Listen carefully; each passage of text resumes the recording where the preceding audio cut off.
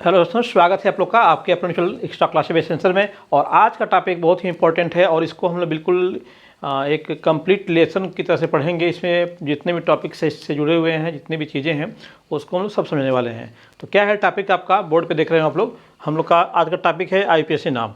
IPSC name हम लोग पढ़ने जा रहे हैं, आपके जो ऑर्गेनिक कंपाउंड्स हैं उनके।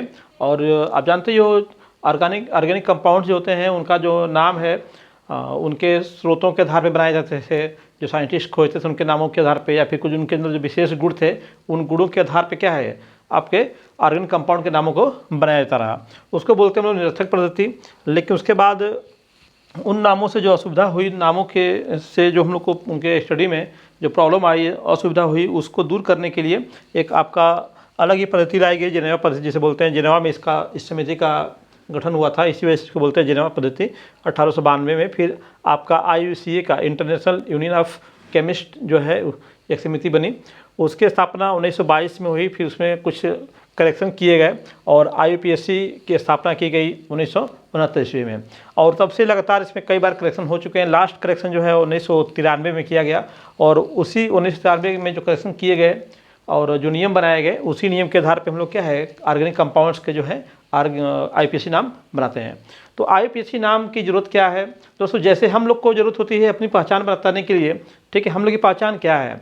हम लोग जो अपने कर्म करते हैं, जो कार्य करते हैं, उन कुछ पहचान हम लोग कार्यों से होती है और कुछ पहचान हम लोग के नाम से होती है, कुछ पहचान हम लोग के चेहरे से होती है। जैसे हम अगर टीचिंग कर रहे हैं तो हमारी पे एक पहचान है, एक टीचर के रूप में, है ना। एक पहचान टीचर के रूप में भी है कि ये टीचर हैं। और कुछ स्पेशल सब्जेक्ट को लेकर के है कि ये केमिस्ट्री पढ़ाते हैं तो केमिस्ट्री के टीचर हैं। तो कुछ जो गुण हमारे अंदर है उसके आधार पे भी हम लोग की पहचान है। और उसके बाद हम लोग का नाम से पहचान है, क्या हम लोग का नाम है। जैसे आपके किसी भी व्यक्ति का अगर नाम कुछ मनोज, पंकज कुछ भी है तो ये आपका नाम हो गया उसका, है ना। चेहरा कुछ होगा तो चेहरे से पहचान सकते हैं हम उसको। तो पहचानने के तरीके आपके पास हैं कई तरीके से। तो उसी प्रकार से हम लोग जो IPSC पद्धति है, उन्होंने भी क्या किया कि उसमें जो कार्बनिक यौगिक थे, उन कार्बनिक यौगिकों के जो गुण थे, है ना, जो गुण थे, जो उनकी विशेषताएँ थीं, उन विशेषताओं को उनके नाम के अंदर सम्मिलित करने का कार्य किया गया उसमें IPSC में। तो ये जो कंपाउंड्स कोई भी होगा उसके अंदर कौन कौन से गुण हो सकते हैं और उसके कौन कौन से पार्ट उसके गुणों को बताते हैं और उन गुणों के आधार पर उसको क्या नाम देंगे हम लोग, उसके लिए IPSC के अंदर जो नाम बनाए गए उसको 3 पार्ट में डिवाइड किया गया। मुख्य रूप से IPSC में जो नाम बनाएंगे हम लोग उसको 3 पार्ट में डिवाइड किया गया। एक तो आपका सबसे पहले मुख्य शब्द होता है, रूट वर्ड होता है, और उस रूट वर्ड में ही कुछ शब्द और जोड़े गए जिसको बोलते हैं पूर्व लग्न, और उसी रूट वर्ड में कुछ और वर्ड जोड़े गए जिसको बोलते हैं अनुलग्न। जैसे मान लीजिए किसी का नाम हम लोग लिखते हैं जनरली, तो जैसे मान लीजिए कि ये लिख दिया डॉक्टर, है ना, ये आपका डॉक्टर महेंद्र हो गया, है ना, महेंद्र MBBS कर दिया आपने, MBBS हो गया। तो इसमें आपका देखो इनके नाम में क्या है, कई चीज़ें क्या है जुड़ी हुई हैं। इसमें एक डॉक्टर भी जुड़ा हुआ है, ये आपका महेंद्र भी है, और क्या है MBBS है, MSc BEd ऐसे हम लोग लगाते हैं, LLB जो भी लगा लें इसके अंदर। तो इसमें मेन जो पर्सन है वो तो क्या है, महेंद्र है। जो मेन पर्सन है वो कौन, महेंद्र हैं। बाकी चीज़ें क्या है, टाइटल के रूप में कुछ चीज़ें हैं, कुछ चीज़ें क्या है लगी हुई इसमें। तो मेन पर्सन के साथ जो नाम के साथ जो चीज़ें जुड़ रही हैं वही चीज़ें क्या है अनुलग्न और पूर्व लग्न के रूप में जानी जा रही हैं। तो जो पहले जुड़ी गई उनको बोला गया प्रीफिक्स। इस मेन नाम से पहले जो चीज़ जुड़ी गई क्या हो गई, प्रीफिक्स हो गई। और जो मेन नाम के साथ और चीज़ जुड़ी गई वो क्या हो गया हम लोग का आपका सफिक्स हो गया, अनुलग्न। ठीक है। तो हम लोग का IPSC में वही है, 3 पार्ट है, मुख्य शब्द, अनुलग्न जो बाद में लगा, और ये आपका पूर्व लग्न प्रीफिक्स जिससे पहले लग रहा है। तो इसमें कौन कौन सी चीज़ें रूट वर्ड में आती हैं, कौन सी चीज़ें पूर्व लग्न में आती हैं और कौन सी चीज़ें अनुलग्न में आती हैं, उसको हम लोग अभी देखेंगे इसमें शॉर्ट में। बिल्कुल कम समय में अधिक पढ़ेंगे हम लोग, ठीक है। और पूरा टॉपिक हम लोग कवर करने वाले हैं आज। तो यहाँ पे देखिए, अगर हम शुरू करें हम लोग का ये मुख्य शब्द की बात करें तो मुख्य शब्द जो बनता है कार्बन की संख्या के आधार बनता है कि हमारे जो कंपाउंड है उसमें कितने कार्बन्स हैं। तो अभी कार्बन्स कितने कार्बन हम काउंट करने जा रहे हैं, तो कौन से कार्बन हम लेंगे, कौन से कार्बन उस यौगिक का निर्माण कर रहे हैं, उन्हीं कार्बनों की संख्या हम लोग इसमें लेते हैं। जो कार्बन उस यौगिक के निर्माण में हिस्सा लेते हैं, डायरेक्टली भाग लेते हैं, उन्हीं कार्बनों को हम लोग काउंट करते हैं। जैसे इसमें आपका मेन नाम महेंद्र है, तो क्या नाम मेन जो भी इंसान है, जो भी पर्सन है, उसका क्या मेन नाम है, उस नाम के ही आगे पीछे कुछ हम लगाएंगे। तो ऐसे कार्बनिक यौगिक का जो मेन नाम बनेगा वो किसके हेल्प से बनेगा, उसमें उपस्थित परमाणु की, कार्बन परमाणु की संख्या के आधार पर बनेगा। तो कौन से कार्बन परमाणु जो उस यौगिक का निर्माण करते हैं उसको बोलते हैं जनक कार्बन। क्या बोलते हैं? जनक कार्बन बोलते हैं। Parent carbon, parent carbon atoms होंगे उसके अंदर। तो पेरेंट कार्बन एटम, मान लीजिए अगर किसी कार्बन के अंदर एक है तो उसके लिए हम लोग मेथ यूज करते हैं नाम बनाने के लिए। 2 कार्बन है तो एथ है, 3 कार्बन है तो प्रोप यूज करेंगे, 4 कार्बन हो तो ब्यूट यूज करेंगे, 5 कार्बन के लिए पेंट है, 6 कार्बन के लिए हेक्स है, 7 कार्बन के लिए हेप्ट है और 8 कार्बन के लिए आक्ट। ऐसे ही आपका 9 कार्बन के नॉन है और 10 के लिए क्या है, डेक है, वो 11 के लिए ऑनडेक है। तो इतना लंबा हम लोग को मिलने वाला नहीं है, लेकिन मैंने यहाँ पे कुछ एक्स्ट्रा ही आपको लिख के दे दिया है, इसको भी देख सकते हैं। हम लोग को मैक्सिमम 10 कार्बन तक ही देख जो बनाते हैं, उसके आगे भी अगर हम लोग कार्बन मिलते हैं, उससे अधिक कार्बन मिलते हैं किसी पेरेंट कार्बन के रूप में किसी कंपाउंड के अंदर, तो हम उनके भी नाम को क्या है 12, 13, 19, 20, 21, 22, 30 ना, 30 का 31, 32, 40, 50, 100 तक के हम लोग क्या है बना सकते हैं। लेकिन हमें उतना लंबा जरूरत पड़ने वाली नहीं अभी है, ठीक है। तो फिलहाल ये तो हो गया क्या, मुख्य शब्द हो गया, जो कि उस कार्बन का मेन नाम होगा, मुख्य नाम होगा, ठीक है ना। अब जो है उस कार्बन से बने हुए जो यौगिक बनेगा, उस यौगिक कुछ विशेषताएं होंगी। आपने कार्बनिक यौगिक पढ़ा था कि कार्बनिक यौगिक 2 प्रकार का होता है, संतृप्त और असंतृप्त। जो संतृप्त होते हैं वो सिंगल बॉन्ड वाले होते हैं, जो असंतृप्त होते हैं वो क्या है, डबल बॉन्ड वाले होते हैं। तो उनको जो एक पहचान है संतृप्त और असंतृप्त हाइड्रोकार्बन की, उसके लिए हम लोग क्या है, उसको जो अनुलग्न सफिक्स हम लोग का है, उसमें एक प्राइमरी जो सफिक्स होता है हम लोग का, उसको बोलते हैं प्राथमिक अनुलग्न। क्या बोलते हैं? प्राथमिक अनुलग्न। जो single bond, double bond, triple bond के लिए यूज करते हैं हम लोग। अगर हमारा संतृप्त है तो सिंगल बांड हम लोग यूज, सिंगल बांड वाला ही होगा, और उसके लिए हम लगाते हैं एन। क्या लगाते हैं? एन, ठीक है। इसके लिए आप जानते हो जनरल फार्मूला क्या होता है इसका, इसके लिए होता है CnH2n+2। अगर हमारे हाइड्रोकार्बन में, ठीक है ना, जो भी कार्बनिक यौगिक है उसके अंदर हाइड्रोजन की संख्या कार्बन की संख्या के दुगने से 2 अधिक है, तो उसको बोलते हैं संतृप्त हाइड्रोकार्बन, और उसमें कार्बन कार्बन के बीच में सिंगल बांड होता है। ध्यान ये देना है कि जो बांड की बात हो रही है ये हमेशा किसके किसके बीच में, कार्बन और कार्बन के बीच की बात, बीच की बात हो रही है। जो कार्बन कार्बन के बीच में जो बॉन्ड बना हुआ है उसी बॉन्ड की बात हम लोग कर रहे हैं यहाँ पे। तो ये अगर कार्बन कार्बन के बीच में सिंगल बॉन्ड है तो उसके लिए हम लोग एन लगाते हैं, प्राथमिक अनुलग्न। जैसे ही आप, जैसे आपको मान लो मेथ है, अगर सिंगल बॉन्ड वाला है तो उसमें क्या हो जाएगा, मेथेन हो जाएगा। जैसे यहाँ पे मान लीजिए कि ये कार्बन है, इसकी वैलेंसी क्या है, सिंगल बॉन्ड से पूरी हो रही है, और यहाँ पे मान लीजिए हाइड्रोजन लगा दिया मैंने, 4 हाइड्रोजन लगा दिए गए, तो इसके अंदर एक ही कार्बन है, ये कोई हाइड्रोकार्बन है ना, एक कोई हाइड्रोकार्बन है, एक ही कार्बन है, तो एक कार्बन की इसका नाम क्या बनाओगे आप, मेथ बना लोगे, मेथ, ठीक है ना। और उसके बाद इसकी सभी सिंगल बॉन्ड से पूरी हो रही है तो क्या लगाएंगे, एन लगाएंगे, तो क्या हो जाएगा एन, तो मेथेन। क्या हो जाएगा, मेथेन। ऐसे ही आपका यहाँ पे एक और हाइड्रोकार्बन CH3, CH2, CH3 आपने लिखा है यहाँ पे। तो यहाँ पे देख रहे हैं इसमें कितने कार्बन है, इस जो कार्बनिक यौगिक है उसके अंदर कितने कार्बन है, यहाँ पे 1, 2, 3, 3 कार्बन इसके अंदर है। तो 3 कार्बन के लिए देखिए क्या यहाँ पे यूज किया गया है, 3 कार्बन के लिए क्या है, प्रोप है, ठीक है ना। तो इसका नाम बनाएंगे तो क्या हो जाएगा, प्रोप। क्या हो जाएगा यहाँ पे, प्रोप। और यहाँ पे कार्बन कार्बन के बीच में क्या है, सिंगल बॉन्ड दिखाई दे रहा है, तो सिंगल बॉन्ड के लिए क्या है, यहाँ पे एन की बात की गई है, तो क्या हो जाएगा, प्रोपेन। क्या बन जाएगा, प्रोपेन हो जाएगा, ये है ना। तो सिंपल सा, ये आपको कोई भी कार्बनिक यौगिक हुआ तो हमें सबसे पहले पेरेंट कार्बन को काउंट करना होगा, कितने कार्बन है, उसके आधार पर उसका रूट वर्ड बनेगा, और रूट वर्ड बनने के बाद हम लोग देखेंगे कि वो संतृप्त है कि असंतृप्त है। अर्थात कार्बन कार्बन के बीच में केवल सिंगल बॉन्ड ही है कि सिंगल बॉन्ड के अलावा डबल बॉन्ड भी आए हुए हैं, डबल बॉन्ड के साथ क्या है, ट्रिपल बॉन्ड भी तो नहीं आए हुए हैं।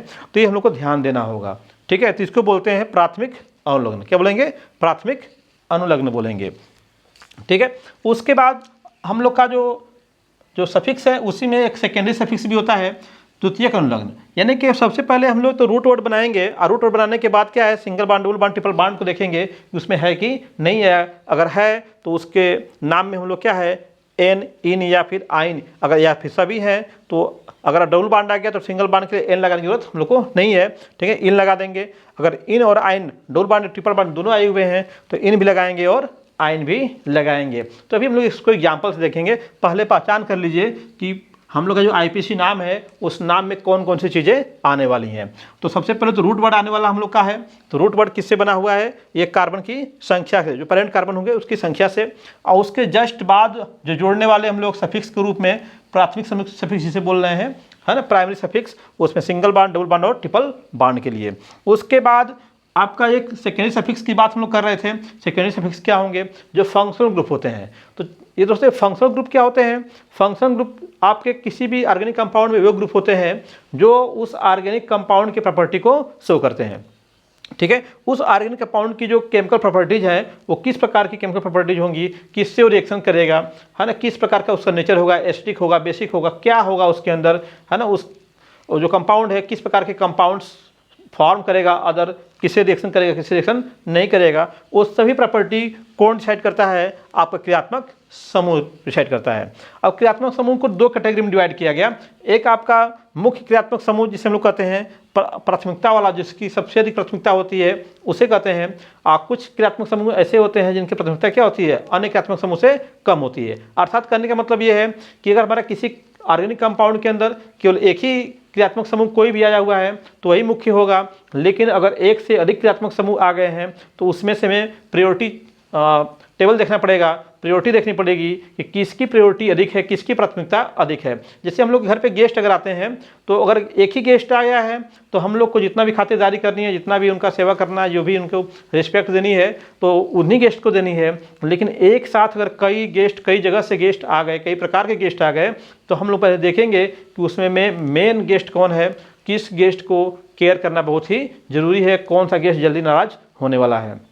तो हम लोग क्या है, उस गेस्ट को पहले प्रायोरिटी देते हैं और सबसे पहले उसी के लिए हम लोग क्या है वेलकम करते हैं उसको, और उसको जो है हम लोग उसकी खातिरदारी बढ़िया से करते हैं। और फिर उसके बाद जो और गेस्ट हैं उनको जैसे जैसे उनका प्रायोरिटी होती है उसके अकॉर्डिंग क्या है वेलकम करते जाते हैं। तो मेन गेस्ट की हम लोग जो बात कर रहे हैं वो मेन गेस्ट हम लोग का ऑर्गेनिक कंपाउंड में आईपीएससी नाम में कौन है? तो फंक्शनल ग्रुप। कौन है? Functional group. हमेशा याद रखिएगा फंक्शनल ग्रुप जो होता है वो मेन गेस्ट हम लोग का है ऑर्गेनिक कंपाउंड के अंदर।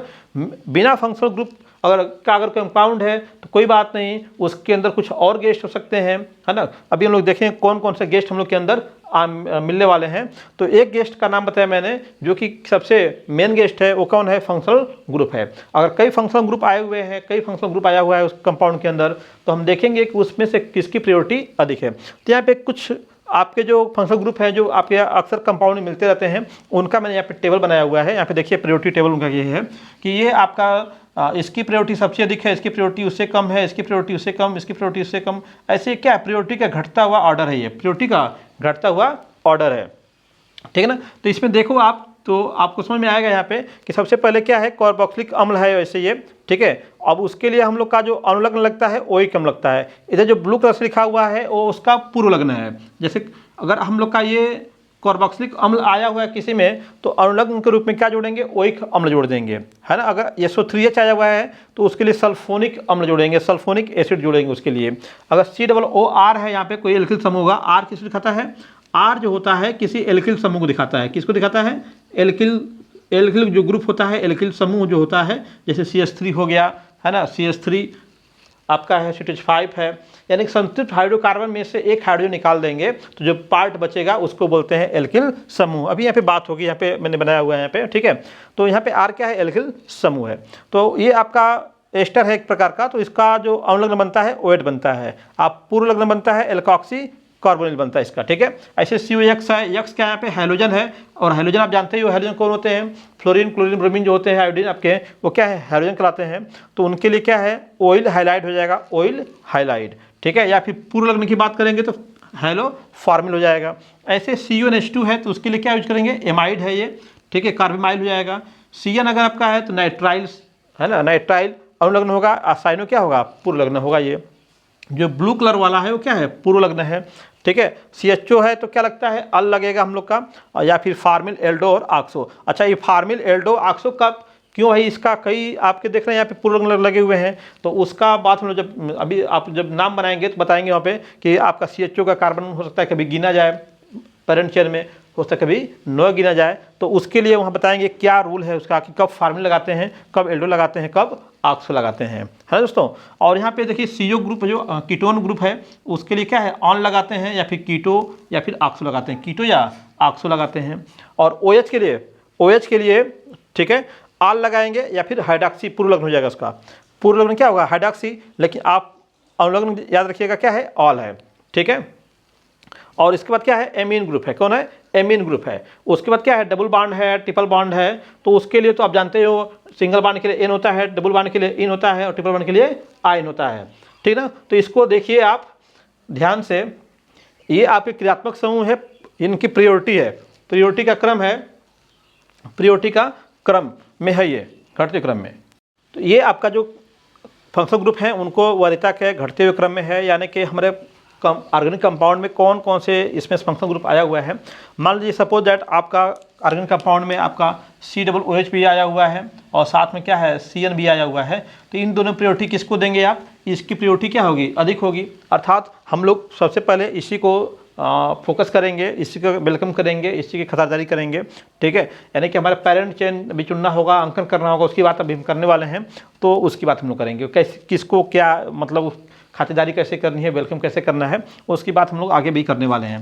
लेकिन ये ध्यान दीजिएगा, ये जो आपका सीरीज दिखाई दे रही है ये घटते क्रम में है। किस क्रम में है, वरीयता के घटते क्रम में, प्रायोरिटी के डिक्रीजिंग ऑर्डर में है ये, ठीक है। तो हम लोग का 3 बातों में से 2 बातें हम पढ़ चुके हैं। एक मुख्य शब्द था जो कार्बन की संख्या के आधार पे था आपका, ठीक है, और आपका उसका प्राइमरी सफिक्स था आपका जो single bond, double bond, triple bond के लिए था, ठीक है। यूज कैसे करेंगे बताएंगे आपको। अभी हम उसके पार्ट कौन कौन से हैं उसको हम लोग जान रहे हैं।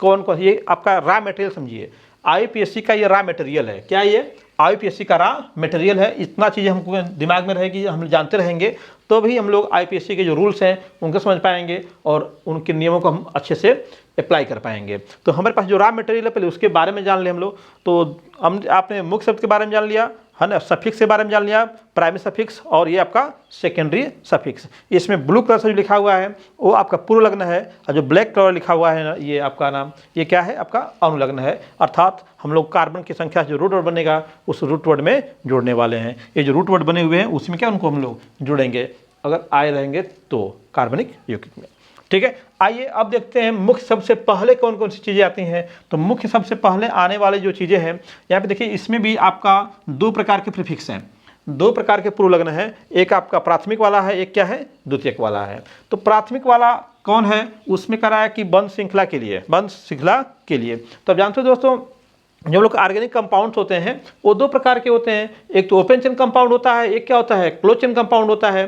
तो हमारा कंपाउंड ओपन चेन है कि क्लोज चेन है, ठीक है। ओपन चेन है तो उसके लिए कोई भी हम लोग को पूर्व लगाने की जरूरत नहीं है। लेकिन अगर क्लोज चेन है, बंध श्रृंखला वाला अगर कंपाउंड हम लोग का है तो उसके लिए हम लगाते हैं साइक्लो। क्या लगाते हैं, साइक्लो। लेकिन ये तभी लगाएंगे हम लोग जब हमारा ऑर्गेनिक कंपाउंड बंध श्रृंखला वाला होगा। जैसे बंध श्रृंखला वाला कंपाउंड की बात करोगे आप, तो ये कंपाउंड को यहाँ पे है, यहाँ पे CH2 है, CH2 और यहाँ पे क्या है, CH2। ये कंपाउंड जो हम लोग का है किस प्रकार का कंपाउंड है, ये आपका क्लोज चेन कंपाउंड हो गया। कैसा कंपाउंड है, क्लोज चेन कंपाउंड। तो इसका जब नाम बनाना होगा तो इसके नाम में कितने कार्बन है, 1 2 3। तो 3 कार्बन के लिए क्या है, प्रोप है। लेकिन प्रोप के बाद सब सिंगल बॉन्ड वाले हैं तो प्रोप के बाद सिंगल बॉन्ड के लिए क्या लगा देंगे, N लगाएंगे।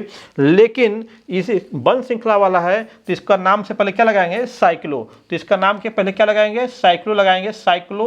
और उसके बाद लिखेंगे प्रोप। क्या लिखेंगे, प्रोप, ठीक है, साइक्लो प्रोप। और सिंगल बॉन्ड वाला तो क्या हो जाएगा, N, साइक्लोप्रोपेन, साइक्लोप्रोपेन। तो ये आपका कंपाउंड हम लोग का कैसा है, ओपन चेन कंपाउंड है कि क्लोज चेन कंपाउंड है, उसको ध्यान में रख करके हम लोग बनाएंगे इसको, ठीक है ना। तो ये तो हो गया हम लोग का क्या चीज़, बिल्कुल सिंपल सा।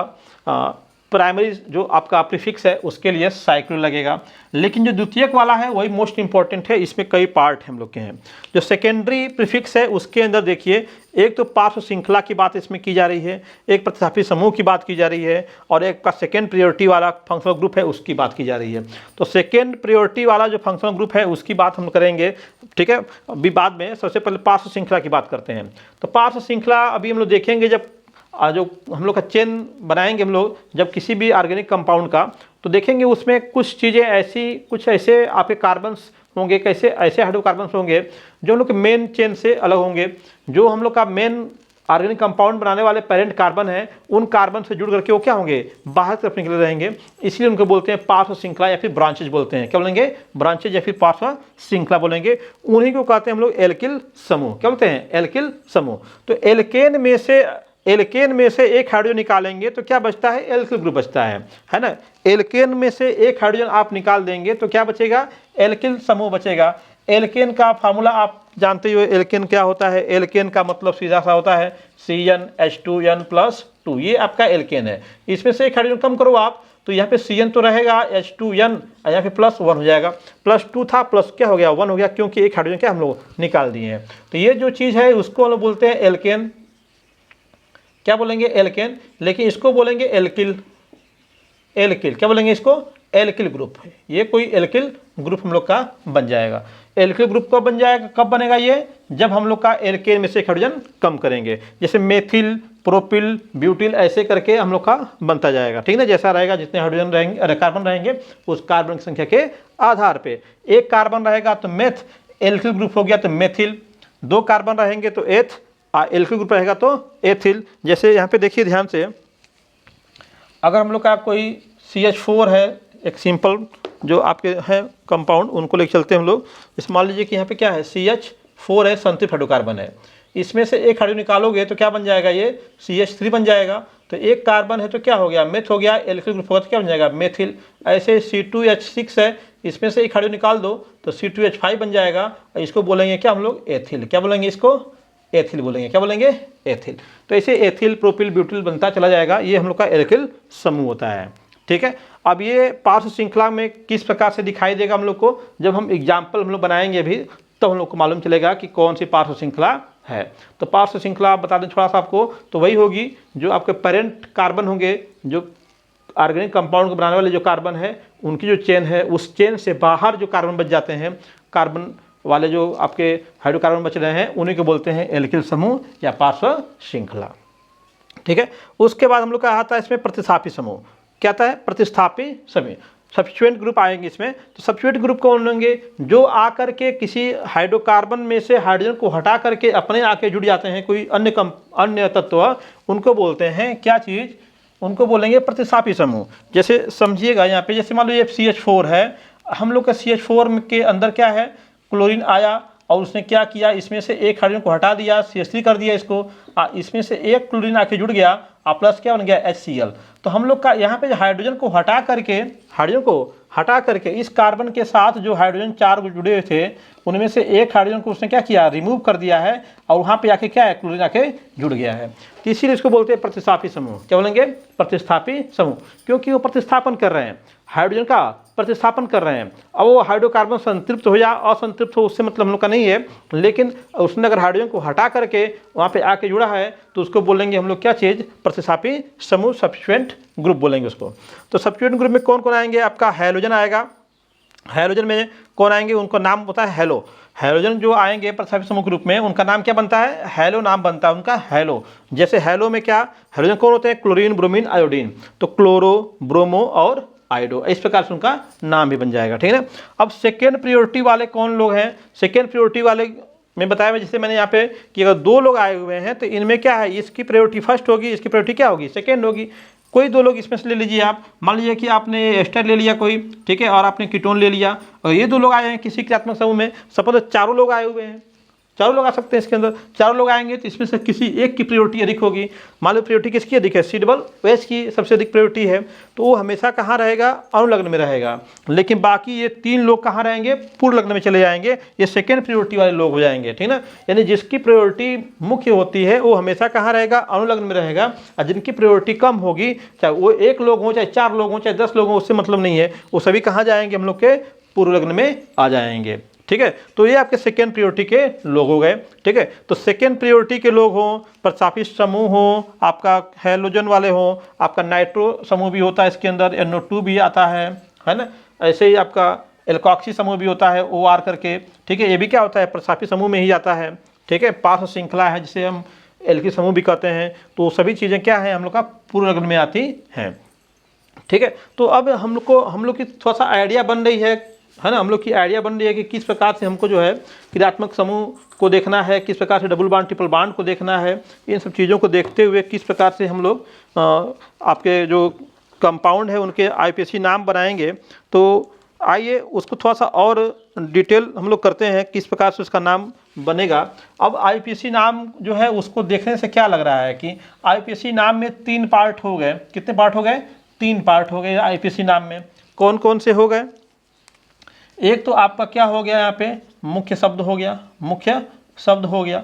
एक पार्ट इसके पहले होगा, एक पार्ट इसके बाद होगा। मुख्य शब्द किससे बन रहा है? कार्बन से बन रहा है, कार्बन की संख्या के आधार पे, कार्बन की संख्या के आधार पे बन रहा है। और पहले वाला जो पार्ट है उसमें आपका प्राइमरी और सेकेंडरी दो लोग आ रहे हैं। तो साइक्लो होगा तो साइक्लो लगाएंगे, नहीं होगा तो नहीं लगाएंगे। अब इसमें से कौन लोग हैं, उन लोगों को हमेशा मुख्य शब्द से पहले रखेंगे। कौन लोग का मतलब क्या हो गया? पार्श्व श्रृंखला यानी एल्किल समूह हो, है ना, प्रतिस्थापी समूह हो, या फिर कोई सेकेंड प्रियोरिटी का फंक्शनल ग्रुप है, कहाँ रहेगा? वो पहले रहेगा, ठीक है। और उसके बाद हम लोग का जो इसके बाद वाला जो पार्ट है, हम जिसे अनुलग्न हम लोग कह रहे हैं, सफिक्स जिसे कहा जा रहा है, उसमें आपका संतृप्त होगा तो सिंगल बॉन्ड, और संतृप्त होगा तो डबल बॉन्ड या ट्रिपल बॉन्ड, या हो सकता है कि दोनों ही हों, ठीक है ना। तो इनको लगाएंगे हम लोग, ठीक। और साथ में जो सेकेंडरी हम लोग का सफिक्स है उसमें आपका क्रियात्मक समूह आएगा। और ध्यान ये देना है कि आपका अनुलग्न में जो क्रियात्मक समूह आएगा वो केवल एक ही आएगा, कोई इसमें से, है ना, मतलब कई लोग हैं तो उसमें से कोई एक अनुलग्न में होगा, बाकी लोग कहाँ चले जाएंगे?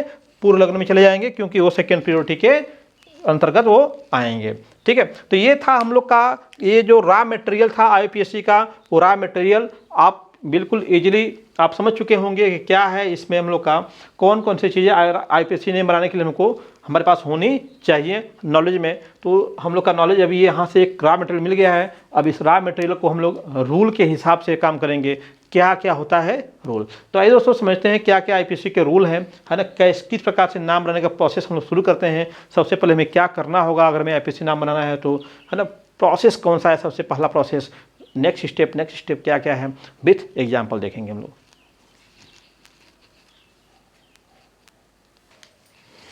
दोस्तों ये आपका जो IUPAC नामकरण है उसके रॉ मटेरियल हम लोग के पास हो चुके हैं। हम लोग ये देख लिया हम लोगों ने कि हम लोग के पास क्या क्या चीज़ें IUPAC नेम में यूज होने वाली हैं। तो उसमें पूर्व लग्न देखा आपने, अनुलग्न देखा आपने, रूट वर्ड देखा आपने, क्या क्या चीज़ें हैं और कहाँ से उनको हम लोग बनाने वाले हैं। अब हम लोग यहाँ पे नामकरण करने के अब जो प्रोसेस है उसको शुरू करने जा रहे हैं। कैसे हम लोग नामकरण को प्रोसेस में लाएंगे?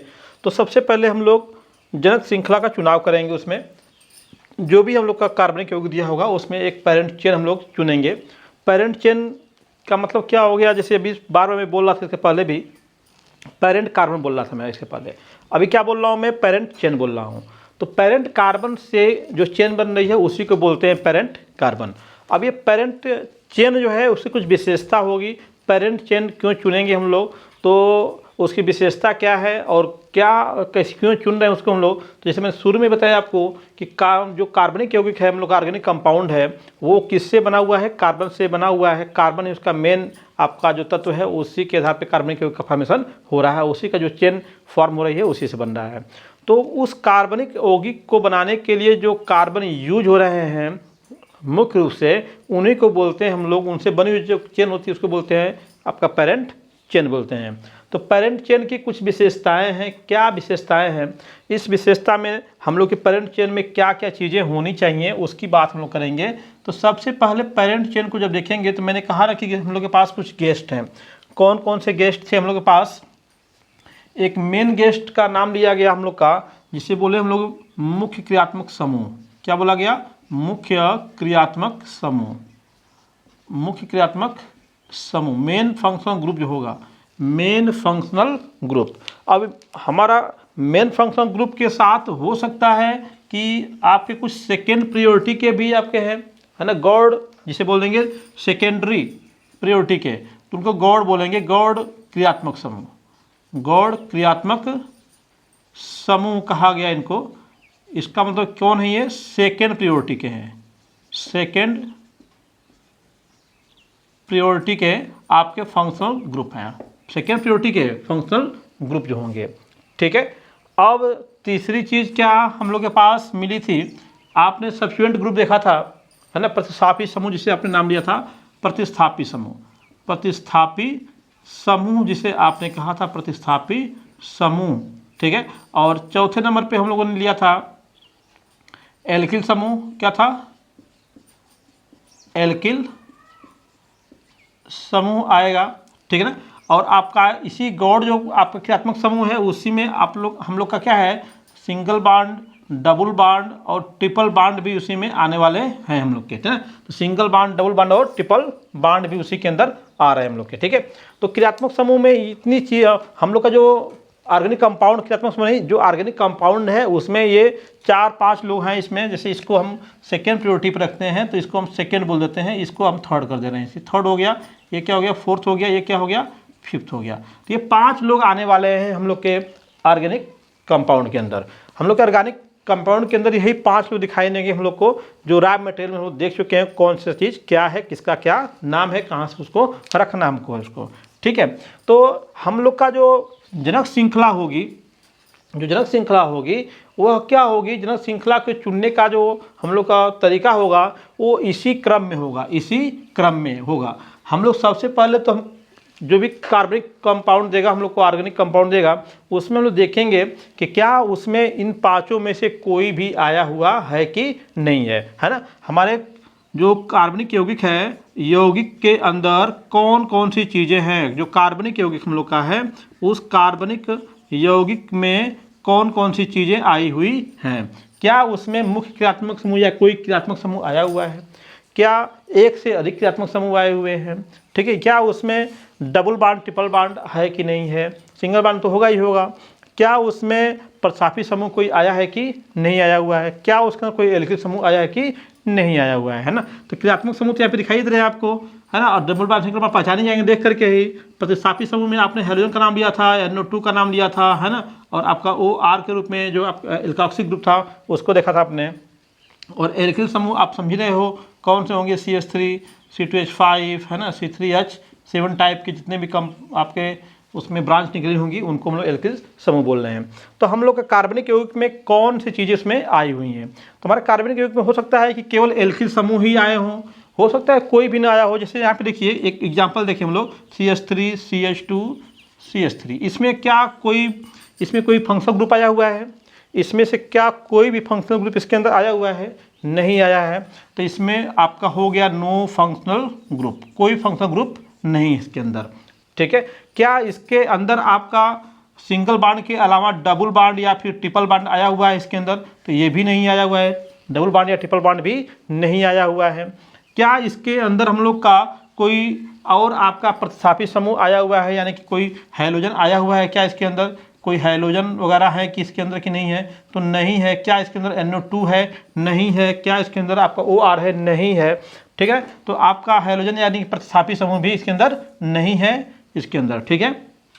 क्या इसका कोई एल्किल समूह आया हुआ है, तो कहोगे सर आपने एल्किल समूह में CH3 लिखा हुआ है, CH5 लिखा हुआ है, तो इसमें CH3 दिख रहे हैं हम लोग को, यानी कि इसके अंदर एल्किल समूह आए हुए हैं। तो एल्किल समूह जैसे मैंने कहा था अभी कि हम लोग का जो एक मेन ब्रांच बनेगी, उस ब्रांच से बाहर जो छूटे हुए आपके हाइड्रोकार्बन्स होंगे, है ना, उस ब्रांच से छूटे हुए, ब्रांच से बाहर जो होंगे, ब्रांच के रूप में निकले जो मेन ब्रांच होगी हम लोग की होगी, जनक श्रृंखला होगी, उससे बाहर जो होंगे वो होंगे एल्किल समूह।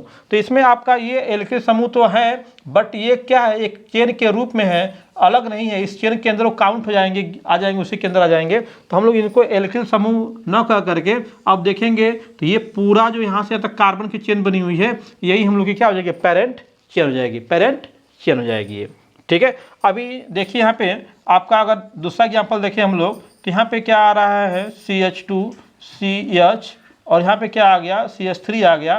फिर यहाँ पे क्या आपका CH, यहाँ भी क्या आ गया, CH3 आ गया, और यहाँ पे आपका CH2, और यहाँ पे क्या है आपका CH3, इस प्रकार से आ गया। तो इसमें देखें हम लोग क्या हो रहा है, अब इसमें जनक श्रृंखला चुनना होगा। तो जनक श्रृंखला में हम लोग क्या पहले फोकस करेंगे, अभी हम लोग जनक श्रृंखला चुन नहीं रहे, हम ये बता रहे हैं आपको कि इसमें क्या हम लोग को केयर करना है। तो देखिए क्या इसमें आपका कोई एल्किल समूह आया है कि नहीं आया हुआ है। अब ये एल्किल समूह को बाहर दिखाई दे रहे हैं ब्रांच से, लेकिन अभी तो हम लोगों ने जनक श्रृंखला का विशेषता नहीं पढ़ा। तो इसमें हम लोग का देखना क्या है विशेषता के रूप में, मैंने कहा कि जनक श्रृंखला जो भी होगी उसमें ये 5 चीज़ें अगर उस कार्बनिक यौगिक में आए हुए हैं तो उसमें आनी चाहिए, उसमें सम्मिलित होनी चाहिए। तो हम लोग का यहाँ पे देखिए एक जनक श्रृंखला यहाँ पे क्या है दिखाई, इसमें चेन देखेंगे तो आपका चेन ये एक सीधी दिखाई दे रही है, एक चेन क्या है ये सीधे मुड़ जा रहा है, एक चेन यहाँ से जा करके यहाँ से मुड़ रहा है, या फिर यहाँ से शुरू करके आप इधर जा सकते हो, यहाँ से शुरू करके इधर जा सकते हो, यहाँ से शुरू करके इधर भी जा सकते हो। तो इसमें कई तरीके से हम चेन खोज सकते हैं, चेन खोजने के लिए, लेकिन हमें देखना होगा कि हमारे इस कंपाउंड के अंदर क्रियात्मक समूह आया है कि नहीं आया है, डबल बॉन्ड ट्रिपल बॉन्ड आया है कि नहीं आया है, कोई प्रतिस्थापी समूह आया है कि नहीं आया है, एल्किल समूह आए हैं कि नहीं आए हैं। तो ये आपके एल्किल समूह भी दिखाई हम लोग को दे रहे हैं। ठीक है, तो अब हम लोग जब जान गए कि 5 चीज़ों को हमको केयर करना है, तो 5 चीज़ों में कौन कौन सी चीज़ हम लोग की जो है ब्रांच में आएगी, कौन कौन सी ब्रांच में आएगी और कौन सी चीज़ें ब्रांच से बाहर होंगी, उसको समझेंगे। हमारे कंपाउंड के अंदर ये 5 चीज़ें होनी हैं और इन 5 चीज़ों में से कौन सी चीज़ें हम लोग की जनक श्रृंखला में आएंगी और कौन सी चीज़ें जनक श्रृंखला में नहीं आएंगी, उसको समझते हैं। तो इसमें से देखिए, ये आपका जो मुख्य क्रियात्मक समूह है, ये जो आपका गौड़ क्रियात्मक समूह है, यानी कि एक से अधिक क्रियात्मक समूह आए हुए हैं, तो वो लोग, और जो आपके इसमें डबल बॉन्ड ट्रिपल बॉन्ड है, डबल बॉन्ड और ट्रिपल बॉन्ड है, ये ही बस 2 चीज़ें हम लोग का मुख्य रूप से क्या है, ब्रांच में आनी चाहिए, ब्रांच में होने चाहिए। ठीक है, अगर उनमें कार्बन है तो डबल बॉन्ड ट्रिपल बॉन्ड में जो किसी कार्बन की बातें नहीं हो रही है, क्योंकि वो कार्बन के साथ जुड़ा होगा। ठीक है, कार्बन के साथ ही होगा वो। डबल बॉन्ड ट्रिपल बॉन्ड अगर हम लोग का कार्बन के अलावा कहीं है तो वो मेन ब्रांच में नहीं हम लोग लेते हैं ना, उसको खोजने की कोशिश भी करते हैं उसको। लेकिन कार्बन कार्बन के बीच में अगर डबल बॉन्ड ट्रिपल बॉन्ड आया हुआ है तो वो हमेशा मेन ब्रांच में होना चाहिए, जनक श्रृंखला में होना चाहिए। अगर आपका क्रियात्मक समूह 1 या 1 से अधिक आए हुए हैं और उनमें कार्बन है, उनमें क्या है, कार्बन है, ठीक है, तो कहाँ होंगे, जनक श्रृंखला में होंगे, जनक श्रृंखला में होंगे। ठीक है, तो अब हम लोग को ये समझ में आ रहा है कि विशेषता क्या है। अब हम लोग को समझ जाएंगे जनक श्रृंखला की विशेषता में हेडिंग दे रहा हूँ यहाँ पे, विशेषता। जनक श्रृंखला की क्या हो जाएगी, विशेषता। जनक श्रृंखला की विशेषता, जनक श्रृंखला की विशेषता क्या होनी चाहिए। तो जनक श्रृंखला कौन होगी भाई, तो उसमें सबसे पहली विशेषता उसकी ये होती है कि वो सीधी होती है, ठीक है, और लंबी होती है, सीधी और लंबी होनी चाहिए, सीधी लंबी होनी चाहिए।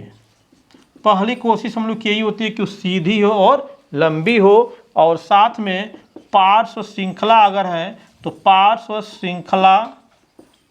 श्रृंखला युक्त होनी चाहिए, पार्श्व श्रृंखला युक्त होनी चाहिए। ठीक है, अगर उसमें हम लोग का क्रियात्मक समूह आ गया है, ठीक है ना, तो क्रियात्मक समूह युक्त होनी चाहिए, क्रियात्मक समूह युक्त होनी चाहिए, क्रियात्मक समूह युक्त होनी चाहिए। जितने भी क्रियात्मक समूह हैं सभी उसमें आने चाहिए, ठीक है, होनी चाहिए।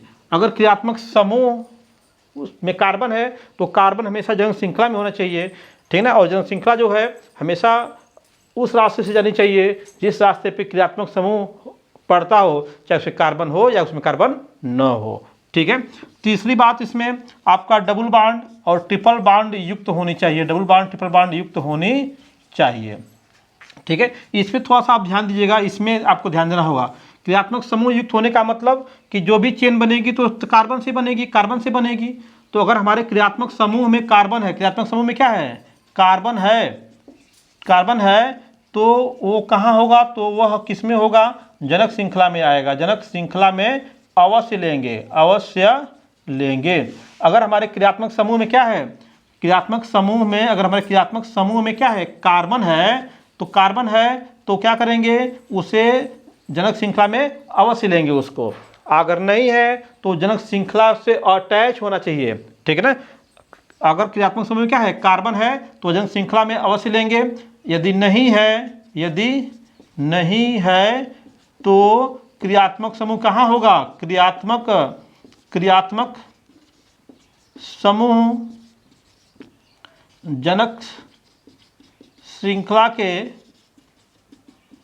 कार्बन से जुड़ा होना चाहिए, जुड़ा होना चाहिए, जुड़ा होना चाहिए। अगर कार्बन है तो कार्बन ही जनक श्रृंखला में आना चाहिए।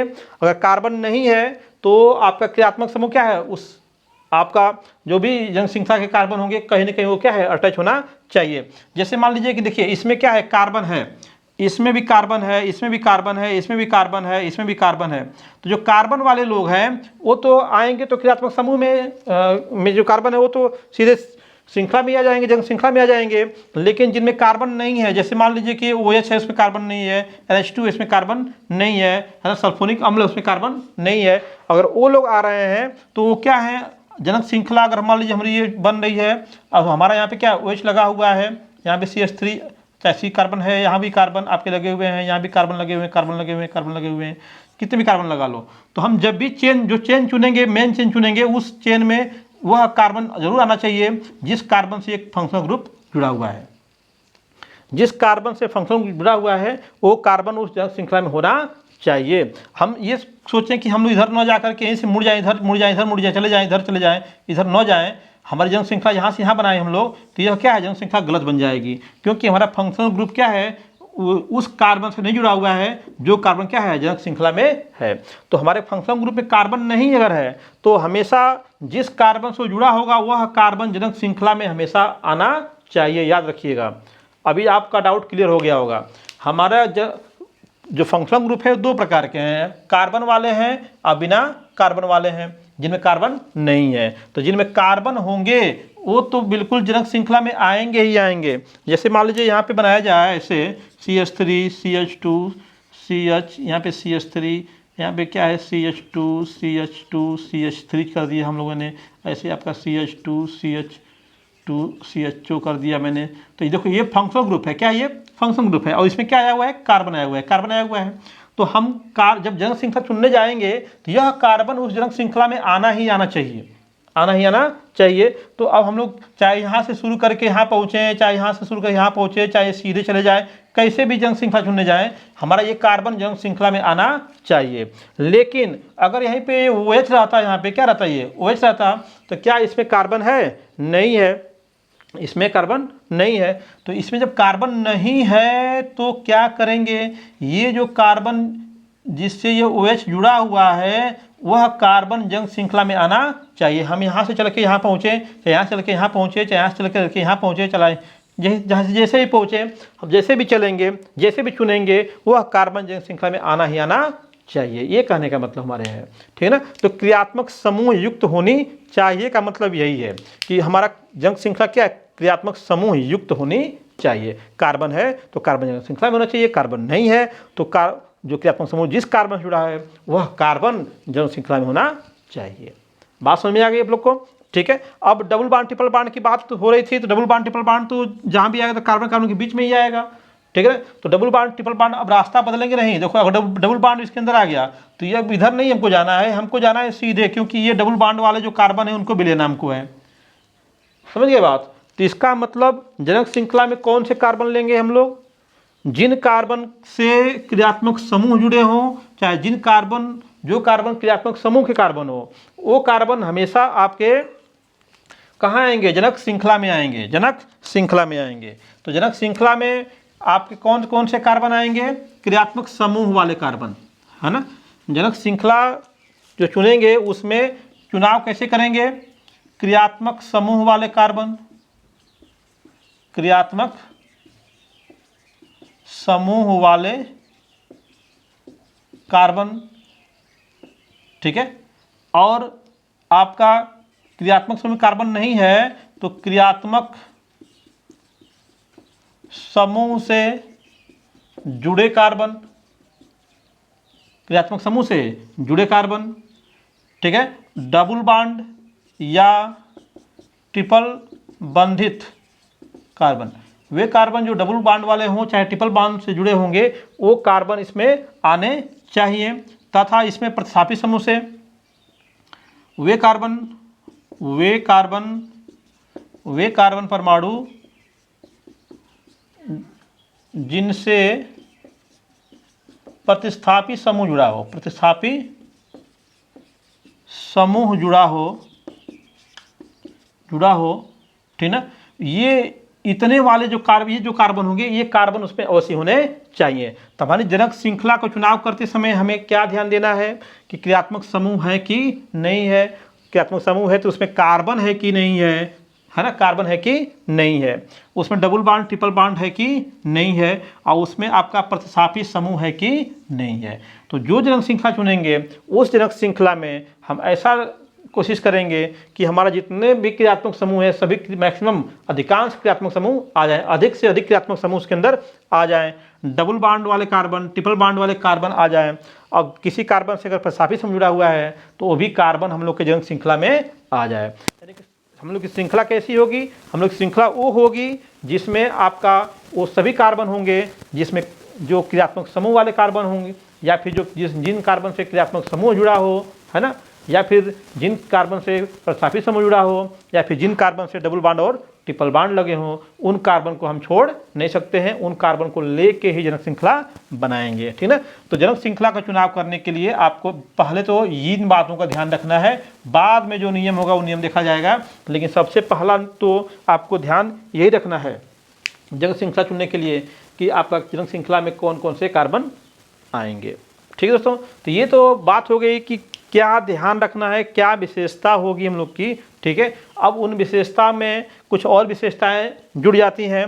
ये इतना युक्त, ये युक्त माने इतना चीज़ों वाली युक्त हम लोग श्रृंखला होगी। और वह कैसी हो, कोशिश करेंगे, कोशिश करना है कि सीधी हो, लंबी हो, है ना। लंबी का मतलब सबसे लंबी, जितनी श्रृंखलाएं बन रही होंगी उनमें क्या है, एज पॉसिबल एज, सबसे लंबी, एज पॉसिबल एज, सीधी और लंबी लेंगे। सीधी होना कोई ज़रूरी नहीं है, लंबी होना भी कोई ज़रूरी नहीं है, लेकिन ये ज़रूरी है कि ये लोग आने चाहिए। यानी कोशिश हमारी क्या होगी, सीधी हो, लंबी हो, लेकिन इतना युक्त होनी चाहिए। इनको छोड़ करके सीधा और लंबा हम लोग करने वाले नहीं है श्रृंखला को। ठीक है, तो ये बस इतना ही याद रखेंगे तो आपको जनक श्रृंखला चुनने में कोई समस्या होने वाली नहीं है। जनक श्रृंखला का बस इतना ही रूल आप समझिएगा। एक ही छोड़े हैं तो उसमें क्या है, पार्श्व श्रृंखला, तो इसमें क्या है, यही जोड़ लीजिए आप, पार्श्व श्रृंखला भी होनी चाहिए, पार्श्व श्रृंखला युक्त होनी चाहिए, पार्श्व श्रृंखला युक्त होनी चाहिए। ठीक है, पार्श्व श्रृंखलाएं जो निकली होंगी तो वो भी उस जनक श्रृंखला जहाँ से गुजरे उसमें से पार्श्व श्रृंखलाएं निकली हों। तो जितना अधिक पार्श्व श्रृंखला हो उतना ही बढ़िया जनक श्रृंखला है। जितने अधिक क्रियात्मक समूह आ गए उसके अंदर उतनी बड़ी बढ़िया जनक श्रृंखला है।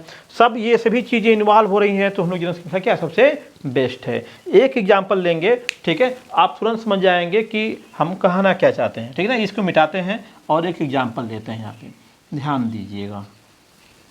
ठीक है, एग्जाम्पल देंगे, अभी समझ में आपको आ जाएगा क्या हम कहना चाह रहे हैं। इसे मान लीजिए हमने यहाँ पे ले लिया CH2 ले लिया, नो प्रॉब्लम, क्या ले लिया, CH2 ले लिया, और यहाँ पे मैंने क्या लिया, CH2 ले लिया, CH2 CH कर लेता हूँ इसको। ठीक है, CH कर लेंगे तो यहाँ पे डबल बॉन्ड लगा सकते हैं हम लोग। ठीक है ना, ये आपका डबल बॉन्ड CH हो गया। अब यहाँ पे मैंने एक और CH लिया और यहाँ पे क्या लिया, CH लिया, और यहाँ से मैंने निकाल दिया CH3 को, क्या निकाल दिया, CH3 को। और यहाँ पे आप एक और चाहो तो कोई प्रतिस्थापी समूह लगा लो, क्लोरीन लगा दिया मैंने यहाँ पे। ठीक है, और यहाँ पे आपका CH, और यहाँ क्या हो गया, CH3 हो गया, CH3 हो गया। तो अब हम लोग का ये जो कंपाउंड बनाया मैंने, इस कंपाउंड में अगर ध्यान दे रहे होंगे आप तो देखिए यहाँ पे क्या आया हुआ है, कह रहा हूँ मैं कि कार्बन युक्त है। कैसा है, कार्बन युक्त क्रियात्मक समूह है, कार्बन युक्त क्रियात्मक समूह आया हुआ है। ठीक है, यहाँ पे ये जो कार्बन है, ये जो कार्बन, दोनों कार्बन है, ये क्या है, डबल बॉन्ड युक्त है, डबल बॉन्ड युक्त कार्बन है दोनों। ये भी कार्बन डबल बॉन्ड वाला है, डबल बॉन्ड ये दोनों कार्बन से लगा हुआ है, तो दोनों क्या है, डबल बॉन्डेड कार्बन है। ठीक है, यहाँ पे देखिए तो इस कार्बन के साथ हमको लग रहा है कि ये क्या है, कोई एल्किल समूह है। क्या ये एल्किल समूह लगा हुआ है इस कार्बन के साथ, इस कार्बन के साथ क्या लगा हुआ है, एल्किल समूह लगा हुआ है। ठीक ना, और इस कार्बन के साथ हम लोग का क्या लगा हुआ है, ये प्रतिस्थापी समूह लगा हुआ है, प्रतिस्थापी समूह लगा हुआ है। तो हम जब भी जनक श्रृंखला चुनने जाएंगे तो ये जो हमने ब्लू किया हुआ है जिन कार्बन्स को उन कार्बन्स को क्या हम छोड़ पाएंगे, क्या हम उन कार्बन को छोड़ पाएंगे, बिल्कुल नहीं छोड़ पाएंगे, क्योंकि हमें जनक श्रृंखला उन्हीं कार्बनों से बनानी है जो कार्बन जो है हम लोग के क्रियात्मक समूह वाले कार्बन हो, चाहे क्रियात्मक समूह से जुड़े कार्बन हो, चाहे डबल बॉन्डेड ट्रिपल बॉन्डेड वाले कार्बन हो, चाहे प्रतिस्थापी समूह से जुड़े हुए कार्बन हो, या फिर पार्श्व श्रृंखला से जुड़े हुए कार्बन हो। हम लोग को उन्हीं को लेना है, और उनको लेने के बाद हमें देखना है कि हमारी श्रृंखला सीधी है कि नहीं है। सीधी इंपॉर्टेंट नहीं है, जैसे मैं पहले ही बोला, लेकिन कोशिश करना है कि सीधी हो, और क्या कोशिश करना है कि लंबी हो। लंबी होना भी इम्पोर्टेंट नहीं है, मोस्ट इम्पोर्टेंट क्या है कि हमारा कौन सा कार्बन कौन से कार्बन कौन से कार्बन कौन से कार्बन इसके अंदर आने वाले हैं। इसमें आपका क्रियात्मक समूह वाला कार्बन आने वाला है। कौन कार्बन? क्रियात्मक समूह वाला कार्बन, क्रियात्मक समूह वाला कार्बन आने वाला है इसमें, ठीक है। और यहाँ पे क्या है? क्रियात्मक समूह से जुड़ा कार्बन आने वाला है। क्रियात्मक समूह से जुड़ा कार्बन आने वाला है, ठीक है। यहाँ पे क्या है? आपका डबल बॉन्डेड या फिर ट्रिपल बॉन्डेड कार्बन आने वाला है, ठीक ना। या फिर यहाँ पे क्या है हम लोग का?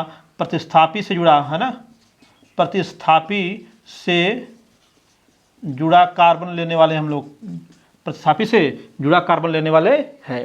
तो ये आपको बस इतना, ये चीज़ जो बॉक्स बना रहा हूँ मैं, इस बॉक्स को बस आप याद रखेंगे, बस इतना ही याद रखेंगे तो जनक श्रृंखला चुनना कितना आसान है अब आप समझ चुके होंगे। जनक श्रृंखला चुनना कितना आसान है। आपको कुछ नहीं करना है, बस कंपाउंड को देखना है। कंपाउंड में क्या इस कोई क्रियात्मक समूह आया है, उसमें कार्बन है कि नहीं है, क्या आपका कोई उसमें डबल बॉन्ड ट्रिपल बॉन्ड आया है कि नहीं है, क्या कोई प्रतिस्थापी समूह उसमें आया है कि नहीं है। प्रतिस्थापी समूह देखने के बाद आप एक नज़र देखेंगे उसमें, और इसमें क्या है?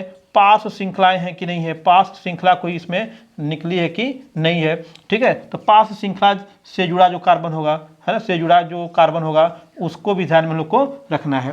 तो बस इतना चीज़ें अगर आप 5 1 2 3 4 5 बस यही 5 पॉइंट है आपको, ठीक है। और ये प्रायोरिटी भी है ना, इसको प्रायोरिटी ऑर्डर में भी लिखा मैंने।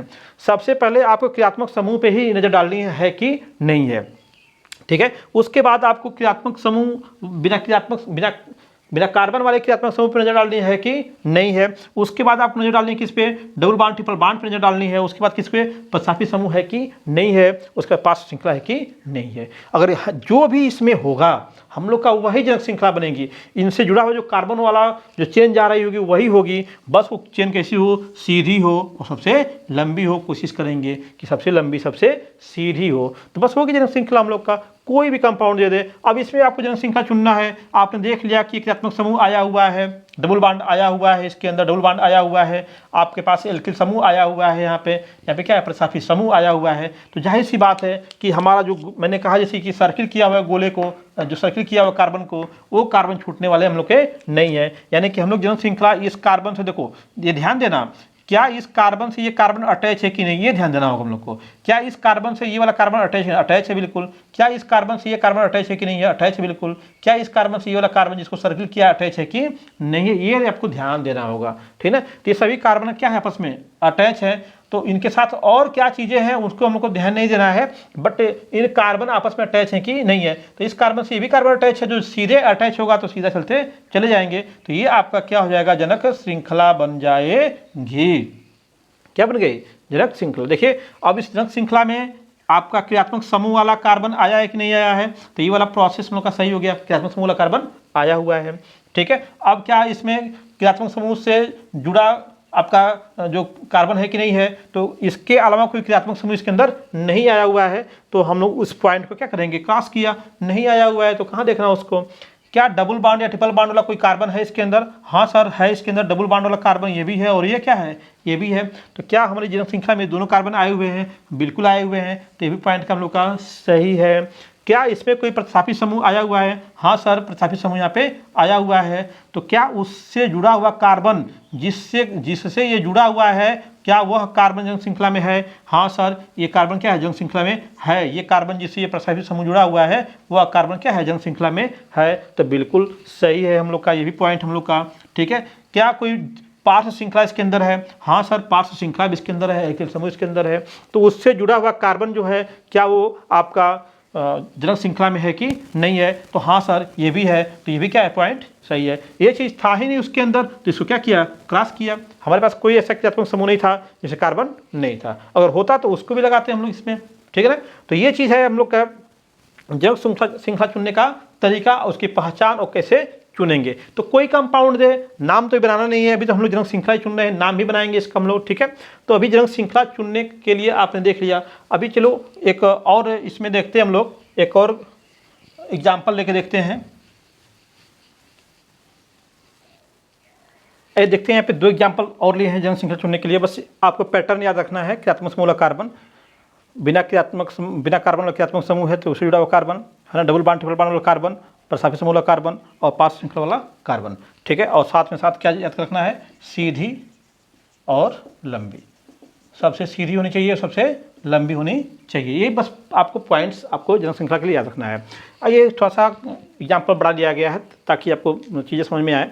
इसमें देखिए बहुत सारे आपके हैं, जब हम लोग इसमें सीधी और लंबी की बात करते हैं और जन श्रृंखला की बात करते हैं तो सबसे पहले जो मैंने आपको ट्रिक बताया उस ट्रिक को याद रखिएगा। पहले देखिए क्या इसमें कोई क्रियात्मक समूह आया हुआ है, तो इसमें ध्यान दीजिए क्रियात्मक समूह आया हुआ है। देखो क्रियात्मक समूह ये भी आया हुआ है और एक क्रियात्मक समूह यहाँ पर भी आया हुआ है, 2 क्रियात्मक समूह यहाँ पे आए हुए हैं। ठीक है, और दोनों क्रियात्मक समूह कैसे हैं, एक क्रियात्मक समूह क्या है, कार्बन है, हाँ इसमें कार्बन है इसके अंदर। दूसरा क्रियात्मक समूह क्या है, उसमें कोई कार्बन है, इसमें कार्बन नहीं है। ठीक है ना, और क्या देखना हम लोग को, डबल बॉन्ड ट्रिपल बॉन्ड है कि नहीं है। देखिए यहाँ पे डबल बॉन्ड यहाँ पे आया हुआ है, डबल बॉन्ड आया हुआ है यहाँ पे। ठीक है, क्या कोई प्रसाफी समूह है, हाँ बिल्कुल, देखिए यहाँ पे क्या है, क्लोरीन या प्रसाफी समूह यहाँ पे आया हुआ है। ठीक है, क्या पास श्रृंखलाएं हैं, तो बहुत सारे एल्किल समूह इधर जो निकले हुए हैं, बिखरा पड़ा हुआ है, तो जाहिर सी बात है कोई ना कोई पास श्रृंखला इसमें बनने वाली ही हम लोग की होगी। ठीक है, तो हमें अब इसमें क्या कोशिश करनी है, हमारी कोशिश होगी कि आपका क्रियात्मक समूह में अगर कोई कार्बन है तो वह कार्बन अवश्य आना चाहिए। तो हम लोग यहीं से शुरू करते हैं, क्योंकि इसमें कार्बन आया तो उसको छोड़ नहीं सकते, है ना। सबसे पहले तो ही कह रहा है कि क्रियात्मक समूह में कार्बन है तो वह कार्बन आना ही आना चाहिए। तो हम लोग यहीं से स्टार्ट करेंगे। अब यहाँ से स्टार्ट करके हमको कहाँ कहाँ जाना है, हमें इस OH के पास आना है, हमें डबल बॉन्ड के पास जाना है, हमें क्लोरीन के पास जाना है ना। इतना लोगों को हमें कवर करना है। तो जाहिर सी बात है हमको अब इधर जाने का कोई चांस ही नहीं है, इधर जाने का हमको कोई चांस ही नहीं है, क्योंकि डबल बॉन्ड नीचे आ चुका है ना। भले देखिए अब काउंट करके देखें हम लोग, तो देखो आपका इसमें सबसे लंबा सबसे सीधा की बात करेंगे तो 1 2 3 4 5 6 7 8 हो रहा है। 1 2 3 4 5 6 7 8 ओके। 1 2 3 4 5 6 7 8 ओके। 1 2 3 4 5 6 7 8 इधर भी जा सकते हैं। ठीक है, आप 1 2 3 4 छोटा हो गया, 1 2 3 सब छोटे हैं, है ना। आप यहाँ से 1 2 3 4 5 6 7 8 हो रहा है, इधर जाएंगे तो 8 ही होगा। तो 8 से बड़ा कोई नहीं मिल रहा हम लोग को इसमें। ठीक है, तो इसमें मैक्सिमम नंबर जो चेन मिल रही है, सबसे बड़ी जो चेन बन रही है कार्बन कार्बन की, वो 8 कार्बन की बन रही है। लेकिन क्या उन 8 कार्बन में हम लोग का क्रियात्मक समूह वाला कार्बन आ रहा है कि नहीं आ रहा है, क्रियात्मक समूह से जुड़ा हुआ जो कार्बन है वो आ रहा है कि नहीं आ रहा है, डबल बॉन्ड या ट्रिपल बॉन्ड वाला कार्बन आ रहा है कि नहीं आ रहा है, प्रसाफी समूह से जुड़ा कार्बन आ रहा है कि नहीं आ रहा है। तो इसमें ध्यान दीजिएगा आप। तो इसमें हम लोग का यह कार्बन लेके चलना है हमको। ठीक है, इस कार्बन को लेके चलना है और हमको इस कार्बन को लेके चलना है, इस कार्बन को लेके चलना है और इस कार्बन को भी लेके चलना है। जो आपको यहाँ पे गोला किया, सर्किल किया मैंने, इन कार्बन को आप छोड़ने वाले नहीं हो, इन कार्बन को छोड़ना ही नहीं है, क्योंकि ये कार्बन कौन है, वो क्रियात्मक समूह वाले कार्बन है, चाहे क्रियात्मक समूह से जुड़े कार्बन है, चाहे डबल बॉन्ड वाले कार्बन है, चाहे प्रसाफी समूह वाले कार्बन है। अब हमारी श्रृंखला सीधी हो, टेढ़ी हो, मेढ़ी हो, लंबी हो, छोटी हो, नाटी हो, कैसा भी हो, उससे कोई मतलब नहीं है कि हमारी श्रृंखला छोटी है, लंबी है, सीधी है, कुछ भी मतलब नहीं है। हम इनको छोड़ ही नहीं सकते, हमको इनको लेना ही लेना होगा अपने जनक श्रृंखला में। तो हमारी जनक श्रृंखला सीधी अपने आप बन रही है। देखिए आपको कुछ खोजना ही नहीं है, आपको क्या खोजना है, आपको क्रियात्मक समूह खोजना है, आपको डबल बॉन्ड ट्रिपल बॉन्ड खोजना है, आपको प्रसाफी समूह खोजना है, आपको पार्श्व श्रृंखला अपने आप बन जाएगी, उसको भी खोजने की जरूरत हमको नहीं है। तो हमारा रास्ता देखिए क्या हो रहा है, ये रास्ता चल रहा है हम लोग का, ये रास्ता हमारा जा रहा है इस कार्बन को समेटे हुए, इस कार्बन को समेटे हुए। अब यहाँ तक तो हमको आना ही था। अब हम चाहे तो इधर बढ़ सकते हैं, चाहे इधर भी बढ़ सकते हैं। ठीक है, तो हम लोग सीधा की बात करते हैं तो सीधे चलते हैं, क्यों मुड़े इधर, तो हम लोग सीधे चले जाएंगे। तो ये जो आप देख रहे हो यहाँ पे जो बन रहा है, सांप बन रहा है ये, ठीक है, ये हम लोग की क्या होगी, जनक श्रृंखला हो गई। क्या हो गई, जनक श्रृंखला हो गई। फिर से ट्राई कर लीजिए, कहीं गलती तो नहीं हुई। हमारे पास क्रियात्मक समूह था, हाँ था, क्या उसमें कार्बन था, हाँ कार्बन था, कार्बन आया सर। ठीक है, हमारे पास क्या कोई और क्रियात्मक समूह था, हाँ सर है। क्या वो क्रियात्मक समूह जो कार्बन जुड़ा है वह कार्बन जंग श्रृंखला में है, हाँ सर उस रास्ते में है, बिल्कुल है।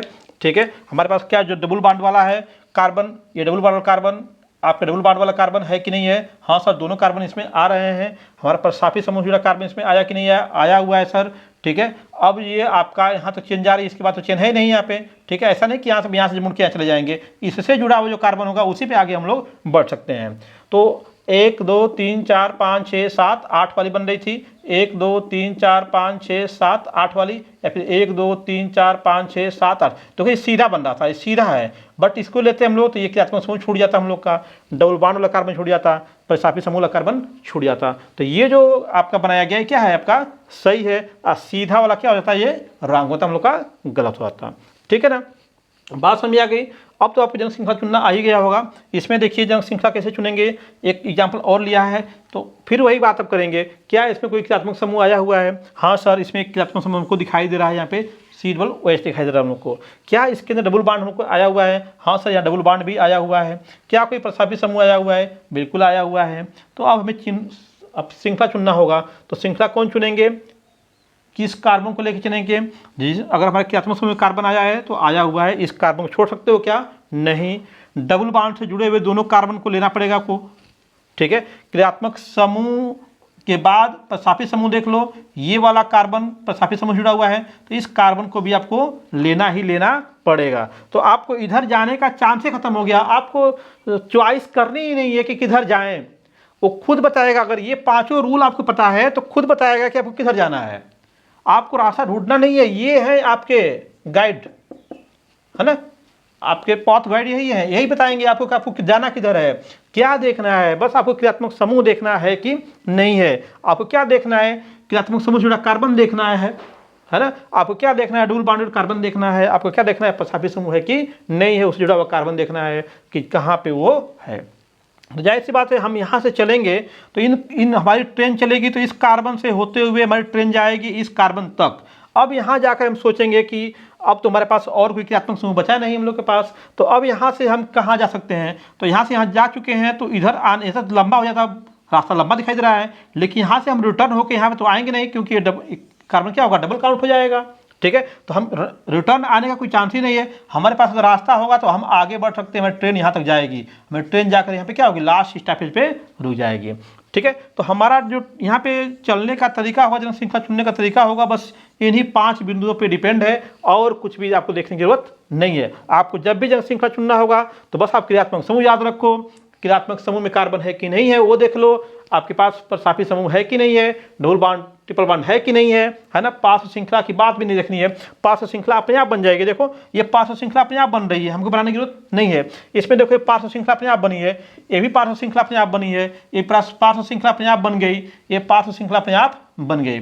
तो जो जनक श्रृंखला के बाहर जो आपके एल्किल समूह दिखाई दे रहे हैं वही है पार्श्व श्रृंखला। मैंने पीछे भी बताया कि पार्श्व श्रृंखला हम पहचान जाएंगे कौन सा पार्श्व श्रृंखला है। तो जनक श्रृंखला जैसे ही चुना, ये लोग जनक श्रृंखला में नहीं आ रहे हैं, नहीं आ रहे हैं, नहीं आ रहे हैं, नहीं आ रहे हैं, तो ये लोग क्या है, पार्श्व श्रृंखलाएं हैं। क्या ये पार्श्व श्रृंखलाएं? ये जनक श्रृंखला में बनी, ये आपका नहीं आ रहा है तो क्या ये पार्श्व श्रृंखला है, क्योंकि एल्किल है। क्या ये कोई एल्किल है? ठीक है, ये क्या है, एल्किल नहीं है, ये क्या है, प्रतिस्थापी समूह है, वो भी क्या है, जनक श्रृंखला से बाहर ही होता है ना। क्रियात्मक समूह में अगर कार्बन नहीं है तो भी क्या है, जनक श्रृंखला से बाहर ही होगा। तो रूल रूल रूल कितना इजी है, बिल्कुल आपको रट्टा हो गया होगा कि कैसे हमको देखना है इसको। 2 ही एग्जाम्पल समझ गए होंगे, कुछ भी नहीं करना है जनक श्रृंखला में, बस 5 पॉइंट आपको याद रखने हैं। ओके दोस्तों, तो अगर आपको जनक श्रृंखला चुनना आ गया तो आइए अब देखते हैं अंकन का नियम क्या है, कैसे हम लोग अंकन करने वाले हैं। अभी हम लोगों ने जनक श्रृंखला चुनना सीखा, कितना इजी था जनक श्रृंखला चुनना। बस आपको जो 5 पॉइंट बताए उन्हीं 5 पॉइंट को ध्यान रखना है और कुछ भी नहीं सोचना है। जनक श्रृंखला अपने आप बन जाएगी, पार्श्व श्रृंखलाएं अपने आप मिल जाएंगी, कुछ भी नहीं करना है। अब हम लोग करने जा रहे हैं जनक श्रृंखला का अंकन। तो सबसे पहले बात करते हैं कि अंकन की जरूरत क्या है, अंकन की आवश्यकता क्या है, आवश्यकता, है ना, इसकी आवश्यकता क्या है, क्यों करते हैं अंकन, है ना। अंकन करते किसको हैं, तो जो आपके जनक श्रृंखला वाले जो कार्बन होते हैं, कार्बन परमाणु को अंक देते हैं, उसी को बोलते हैं अंकन। अंक देते हैं उसे बोलते हैं अंकन। क्यों करते हैं, आवश्यकता क्या है, क्यों अंकन करना पड़ता है। तो हम लोग के जनक श्रृंखला में कौन कौन सी चीज़ें आई हैं, अभी पीछे पढ़ के आ रहे हो।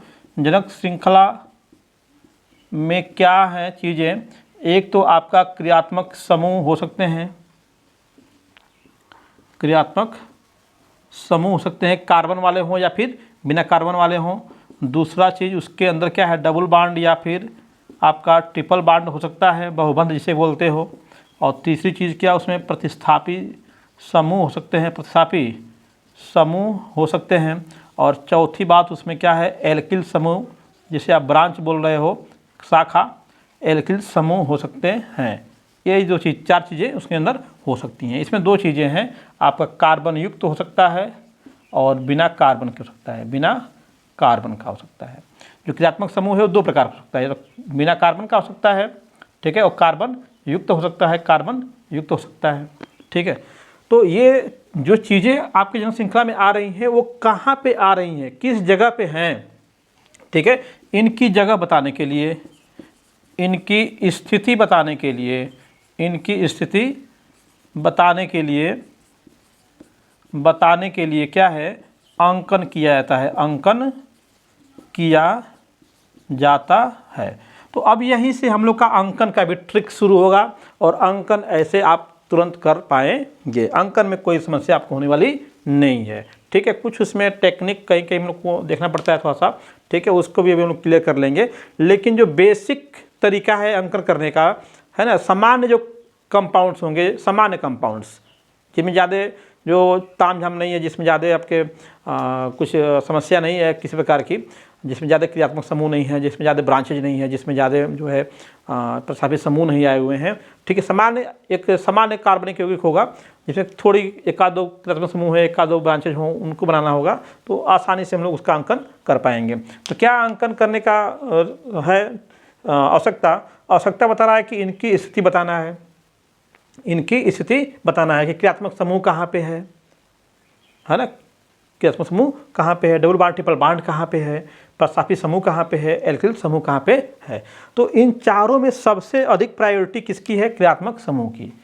इसकी प्रायोरिटी क्या है, सबसे अधिक है, ये हम लोग के मुख्य अतिथि हैं, मुख्य अतिथि हैं ये हम लोग के मुख्य अतिथि कौन है, क्रियात्मक समूह है, ठीक है ना। अब उस क्रियात्मक समूह में मुख्य कई लोग रहेंगे, तो उसमें से मुख्य कौन है, सबसे ऊपर वाला ये वाला सबसे मुख्य होगा, उस अगर ये नहीं है तो ये वाला मुख्य होगा, अगर ये नहीं तो ये मुख्य होगा, ये नहीं तो ये, है ना। ऐसे जो ऊपर वाला होगा वही क्या होगा, मुख्य होगा। और टेबल में मिटाया नहीं इसीलिए, ताकि आप हमेशा उसको देख करके याद भी कर सकें उसको। तो क्रियात्मक समूह मुख्य अतिथि है। उसके बाद हम लोग का सेकेंड पे अतिथि कौन बनेंगे, गेस्ट कौन बनेंगे, डबल बॉन्ड और ट्रिपल बॉन्ड बनेंगे। इसमें भी क्रम हुआ, आर्डर वही है, डबल बॉन्ड की प्रायोरिटी अधिक होती है, ट्रिपल बॉन्ड की प्रायोरिटी कम होती है, उसी आर्डर में है। पहले क्रियात्मक समूह देखेंगे, फिर डबल बॉन्ड देखेंगे, फिर ट्रिपल बॉन्ड देखेंगे। माने चलने का तरीका क्या है, आपका चलने का तरीका ये तीर चल रहा है जैसे, वैसे चलना आपको। फिर कहाँ चले जाएंगे हम लोग, प्रतिस्थापी समूह पे चले जाएंगे, और फिर कहाँ चले जाएंगे, एल्किल समूह पे चले जाएंगे, है ना। तो अंकन करना होगा आपको जब भी, तो सबसे पहले किस क्रियात्मक समूह का अंकन करेंगे, फिर किसका करेंगे, डबल बॉन्ड, फिर ट्रिपल बॉन्ड, प्रतिस्थापी समूह, फिर एल्किल समूह। तो सर ये क्या हम कूद करके करेंगे क्या, जंप करके करेंगे क्या, कभी इसको कर दिया कभी इसको कर दिया, ऐसे करेंगे क्या, नहीं। अंकन जब भी होगा तो किसी एक सिरे से शुरू होगा। अंकन जब भी होगा तो जो जनक श्रृंखला हम लोग की होगी, अभी एग्जाम्पल बनाएंगे तो समझ में आपको आ जाएगा, पहले रूल समझ लीजिए। अंकन जब भी करने जाएंगे हम लोग तो किसी एक सिरे से ही चलेंगे। एक सिरे का मतलब कि एक सिरा, मतलब जहाँ से कोई कार्बन शुरू हो रहा होगा, ऐसा नहीं कि कहीं बीच से शुरू कर दें हम लोग, ऐसा बीच से हम शुरू नहीं कर सकते हैं। हमारा जो कार्बन सबसे किनारे पे होगा उसी कार्बन जनक श्रृंखला का, किसका, जनक श्रृंखला का। जनक श्रृंखला जो चुन के आएंगे उसमें जो किनारे का दो ही सिरे होंगे, क्योंकि जनक श्रृंखला तो एक सिंगल बनेगी, चाहे सीधी बनी हो चाहे टेढ़ी मेढ़ी बनी हो, कैसे भी बनी हो, तो एक जगह से शुरू होकर कहीं एक जगह क्या हो गई, खत्म होगी। तो जहाँ से शुरू हुई जहाँ खत्म हुई, किसी भी सिरे से अंकन हम लोग शुरू करेंगे। लेकिन सबसे इम्पोर्टेंट बात ही यही है कि कहाँ से अंकन शुरू करेंगे। तो अगर हमारा क्रियात्मक समूह में कार्बन है, क्या है, कार्बन है, क्रियात्मक समूह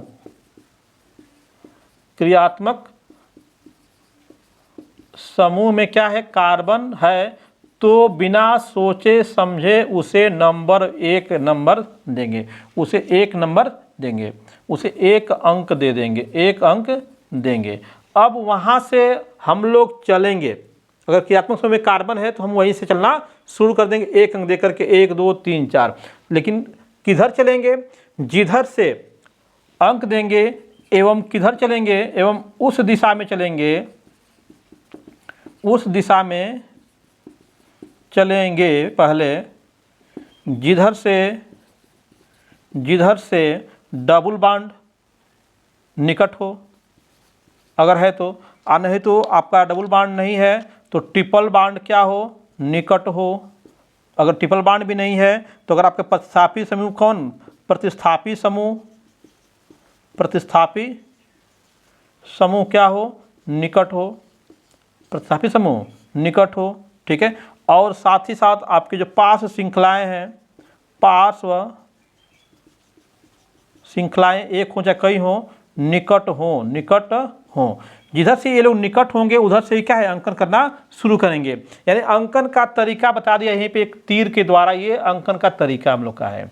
अगर कार्बन युक्त है तो उसी को नंबर 1 देंगे, कोशिश करेंगे। अगर बिना कार्बन का है तो उस कार्बन को कम से कम अंक देने की कोशिश करेंगे जिधर से नज़दीक पड़ेगा, ठीक है।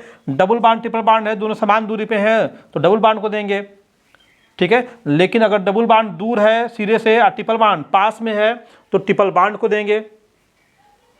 इन दोनों प्रायोरिटी अगर दोनों समान दूरी पर रहेंगे तो प्रायोरिटी किसकी अधिक होती है, डबल बॉन्ड की होती है, हमेशा याद रखिएगा। अगर डबल बॉन्ड ट्रिपल बॉन्ड समान दूरी पर हैं तो प्रायोरिटी किसकी अधिक होती है, डबल बॉन्ड की होती है। लेकिन ट्रिपल बॉन्ड नज़दीक है, डबल बॉन्ड दूर है तो ट्रिपल बॉन्ड की प्रायोरिटी अधिक होगी। अगर डबल बॉन्ड नज़दीक है, ट्रिपल बॉन्ड दूर है तो प्रायोरिटी डबल बॉन्ड की अधिक होगी ही होगी, ठीक है। प्रतिस्थापी समूह को भी हम लोग कम से कम, जिस कार्बन से जुड़ा हुआ उस कार्बन को कम से कम नंबर देने की कोशिश करते हैं जिधर से वो नज़दीक पड़े, ठीक है। एल्किल समूह को भी देखेंगे, उसमें जो आए हुए हैं पार्श्व श्रृंखलाएं वो भी जिधर से क्या है, निकट पड़ेंगी, उधर से ही क्या है, अंकन करना हम लोग शुरू करेंगे, ठीक है।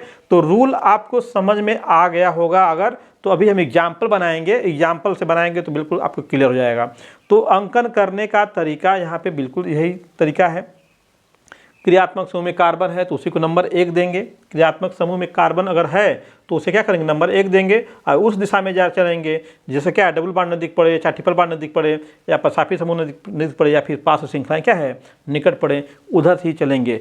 आप ऐसा भी नहीं कि आगे जाके फिर पीछे आप आ सकते हो, ऐसा नहीं है। आप चलोगे तो चलते ही जाओगे एक सीधे, ठीक है। जैसे आप जनक श्रृंखला चुन रहे थे तो उसको भी चुनने के लिए क्या है, आप सीधे जा रहे थे, बस ध्यान रख रहे थे क्रियात्मक समूह के कार्बन न छूटे, प्रतिस्थापी समूह का कार्बन न छूटे, डबल बॉन्ड ट्रिपल बॉन्ड के कार्बन न छूटे। तो प्रायोरिटी के आधार पे ही हम लोग को काम करना है, ठीक है।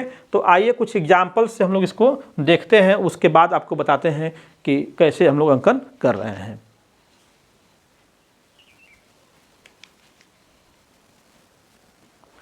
तो ये दोस्तों देखिए कुछ एग्जाम्पल्स यहाँ पे मैंने लिख रखा है, आप इसको बिल्कुल सबसे पहले जनक श्रृंखला चुनेंगे, उसके बाद हम लोग उसका अंकन करेंगे, ठीक है ना। और अंकन कर लेंगे उसके बाद हम लोग नाम बनाएंगे इसका, ठीक है। तो आइए सबसे पहले जनक श्रृंखला की बात करते हैं। तो जनक श्रृंखला चुनने के लिए हम लोग देखते क्या है, क्रियात्मक समूह आया है कि नहीं है। तो इसमें क्रियात्मक समूह नहीं आया हुआ है। डबल बॉन्ड ट्रिपल बॉन्ड आया हुआ है, नहीं आया हुआ है।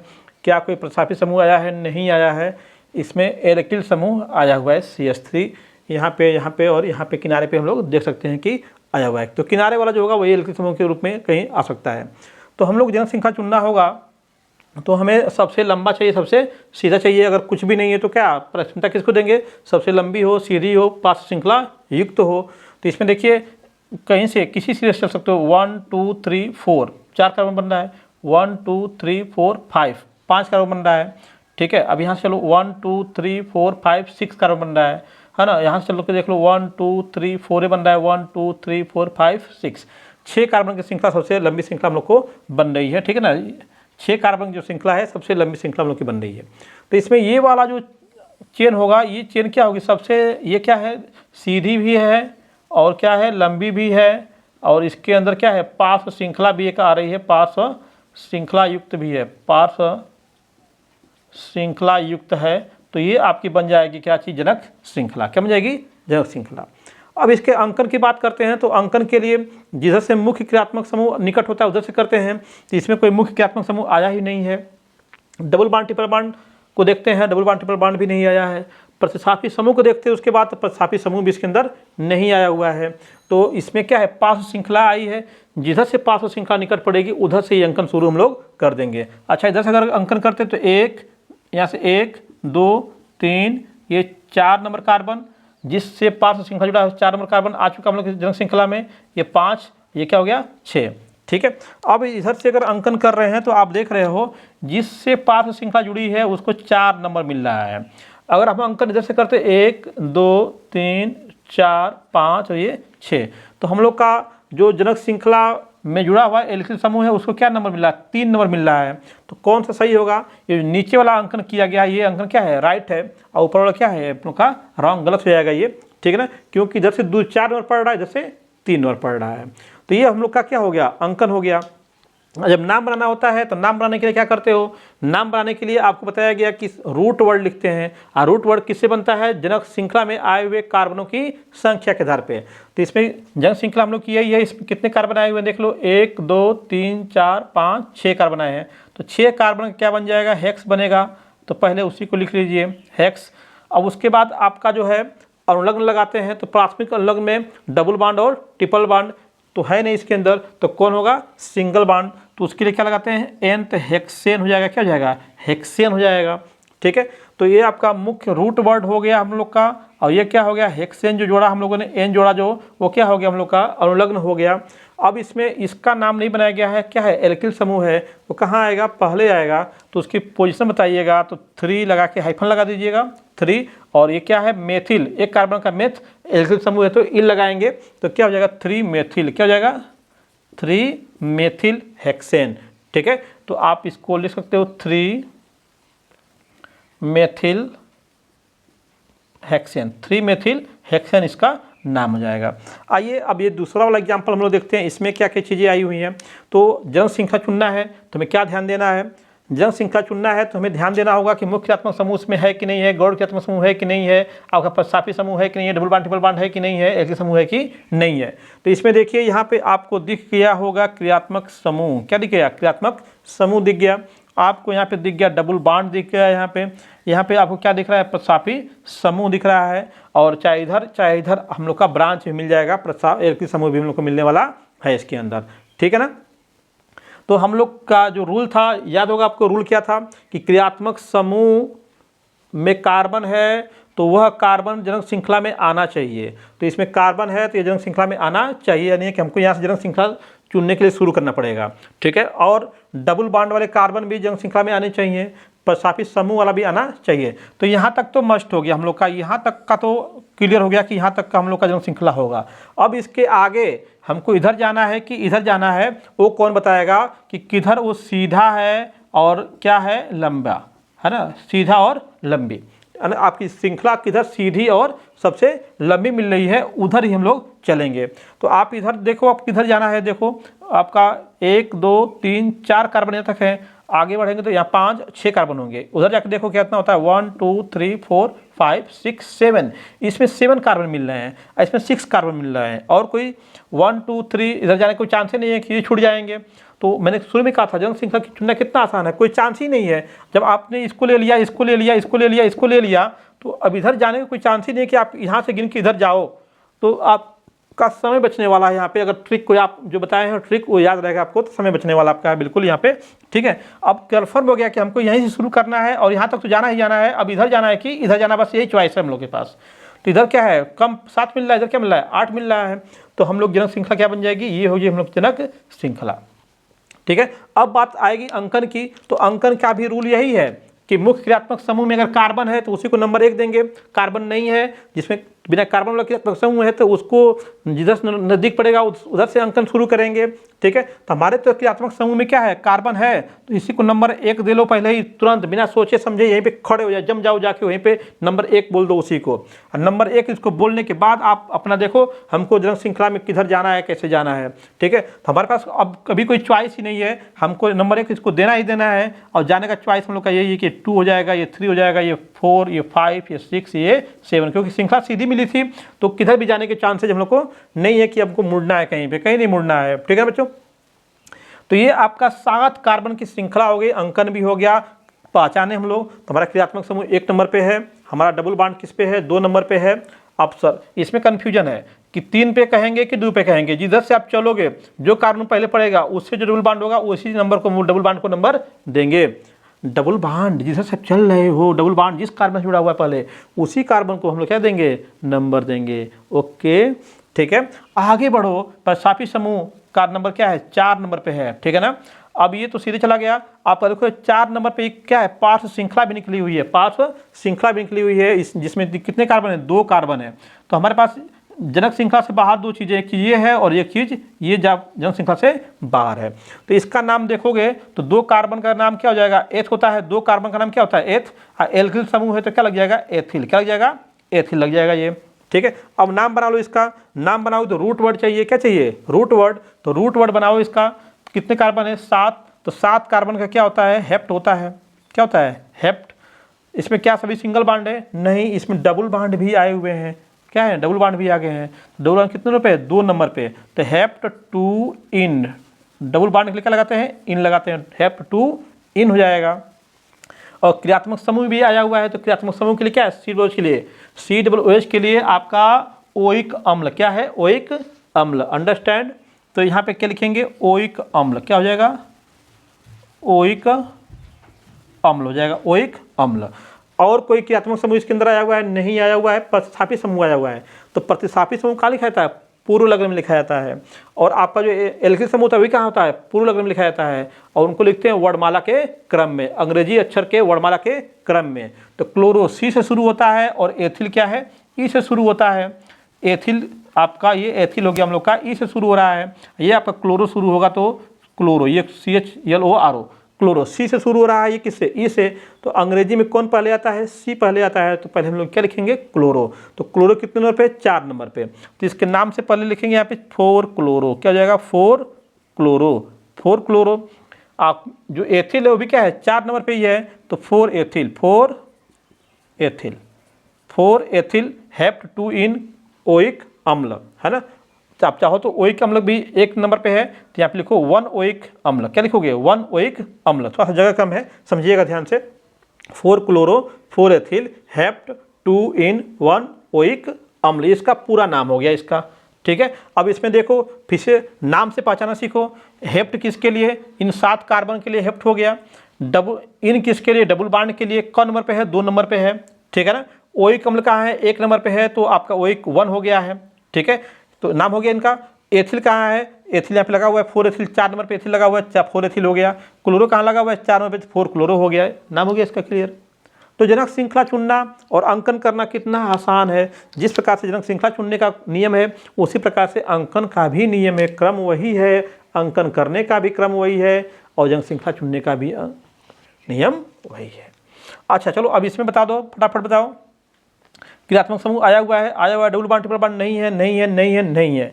काउंट कर लो भाई, किधर जाना है हमको, ठीक है, कहीं से चलना होगा। ये वाला कार्बन उसमें जनक श्रृंखला में आना ही आना चाहिए। तो देखो सबसे लंबा कौन है, 1 2 3 4 5, 1 2 3 4 5, दोनों 5 वाला, ये भी 5 वाला है, ये भी क्या है, 5 वाला ही है। तो ये 5 वाला इधर मुड़ जा रहा है नीचे की तरफ, एक 5 वाला ये मिल रहा है और एक 5 वाला ये मिल रहा है। तो ये सीधा है, ये सीधा है, ये क्या है, मुड़ रहा है, तो सीधा वाला प्रायोरिटी देंगे। तो हमारी जनक श्रृंखला क्या बन जाएगी, सीधी वाली बन जाएगी। सीधी वाली क्या बन जाएगी, जनक श्रृंखला। तो हाई क्या होगी, पार्श्व श्रृंखला हो जाएगी, क्या हो जाएगी, पार्श्व श्रृंखला हो जाएगी। क्या है ये, मेथिल है, 1 कार्बन का मेथ, इल लगाएंगे तो मेथिल, ठीक है। अंकन की बात करोगे तो क्रियात्मक समूह और ये आपका पार्श्व श्रृंखला, देखो 1 2 नंबर पे ये भी है, इधर से करें तो 1 2 नंबर पे ये भी है, ये भी 2 नंबर पे आ रही है, ये भी क्या है, 2 नंबर पे आ रही है। लेकिन मेन गेस्ट कौन है, तो मेन गेस्ट कौन है, OH है हम लोग का क्रियात्मक समूह। क्रियात्मक समूह में OH है कि नहीं है, तो मेन गेस्ट कौन है, क्रियात्मक समूह है। तो हम लोग अंकन उधर से करेंगे जिधर से ये OH हमारा मेन गेस्ट क्या है, निकट पड़ेगा। हम लोग पूड़ी खिला रहे हैं तो पूड़ी उधर से खिलाना शुरू करेंगे जिधर से हमारे गेस्ट को पहले पूड़ी मिले, लड्डू पहले उसको मिले, उधर से क्या है, लड्डू खिलाना शुरू करेंगे, बांटना शुरू करेंगे। तो इसको नंबर 1 बोलो, इसको तो नंबर 1 बोल नहीं सकते क्योंकि बीच में है ना।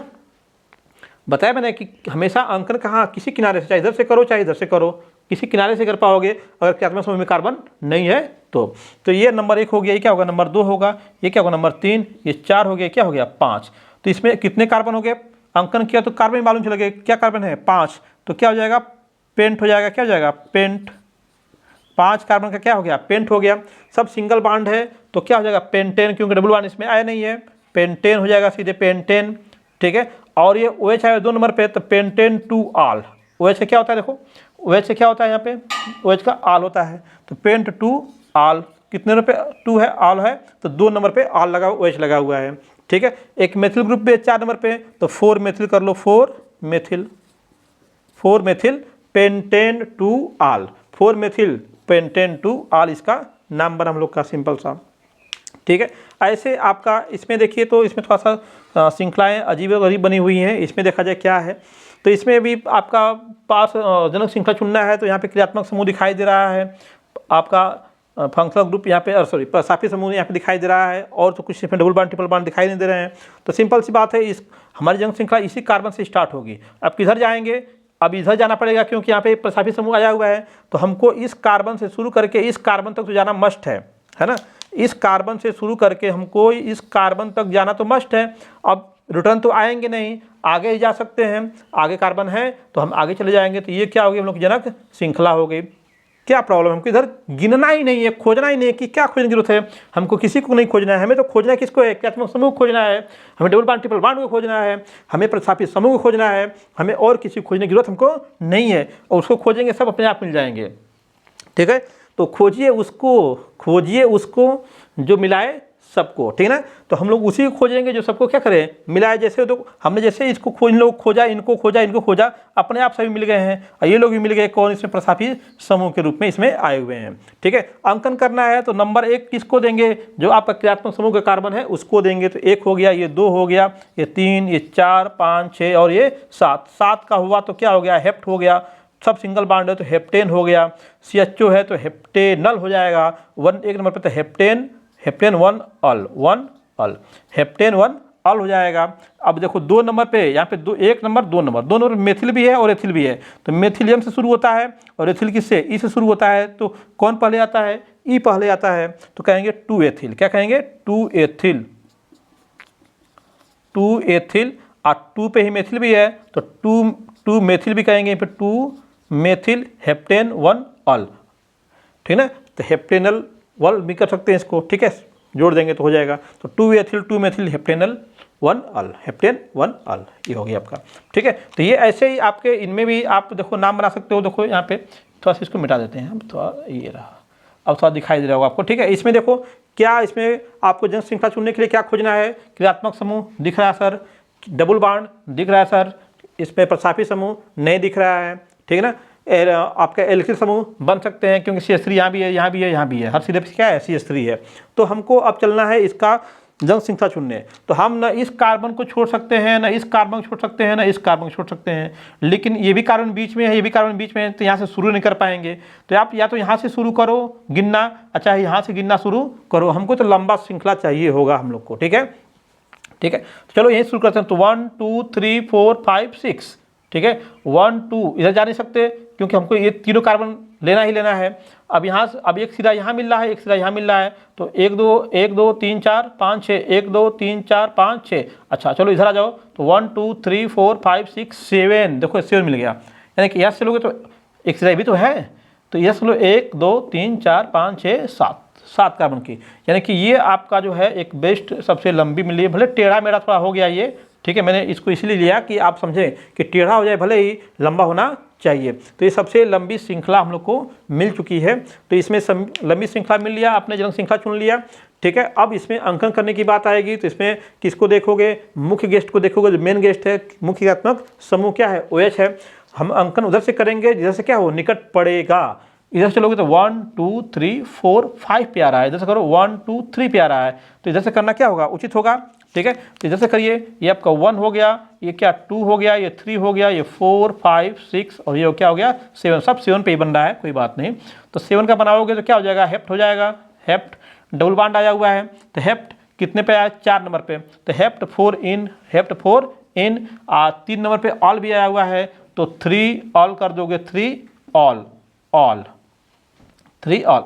OH का क्या हो गया, ऑल हो गया। ठीक है ना, OH का क्या हो जाएगा, ऑल हो जाएगा। ठीक है बच्चों, ऑल। ठीक है, अब क्या पूर्ण लग्न में क्या बच रहा है, देखो ये गया, ये गया, ये बस यही बचा हुआ है, इसका नाम नहीं बनाया गया है। तो मेथिल है कितने, 5 नंबर पे, तो कहेंगे 5 मेथिल, क्या कहेंगे 5 मेथिल, हेप्ट 4 इन, 3 ऑल, 3 ऑल। ऐसे ही आप 6 का 7 का आप बना के हमको बताएंगे, कमेंट कीजिएगा कि आपको चुनना आया कि नहीं जनक श्रृंखला, और अंकन करना आया कि नहीं। फिर से एक बार रिपीट करता हूँ, IPSC नाम बनाना कितना ईजी है। आपको बस इन्हीं 5 चीज़ों को याद रखना है, मुख्य क्रियात्मक समूह, जो होगा, जो गौड़ क्रियात्मक समूह होगा, है ना, आपका जो डबल बॉन्ड ट्रिपल बॉन्ड होंगे, जो प्रसाफी समूह होंगे, जो एल्किल समूह होंगे। श्रृंखला लंबी और सीधी होनी चाहिए। अंकन हमेशा क्रियात्मक समूह की तरफ से ही करेंगे, चाहे उसमें कार्बन हो तो उसी का नंबर 1 देंगे, नहीं होगा तो जैसे निकल पड़ेगा उधर से। ओके, तो आई थिंक आपको IPSC बिल्कुल क्लियर हो गया होगा।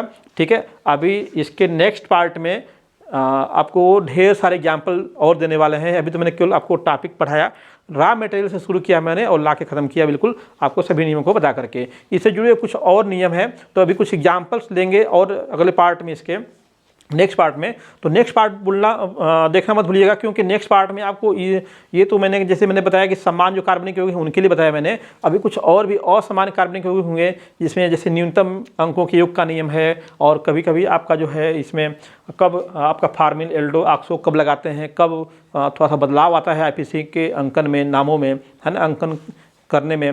डबल बॉन्ड ट्रिपल बॉन्ड समान दूरी पे आ जाए तो क्या होगा।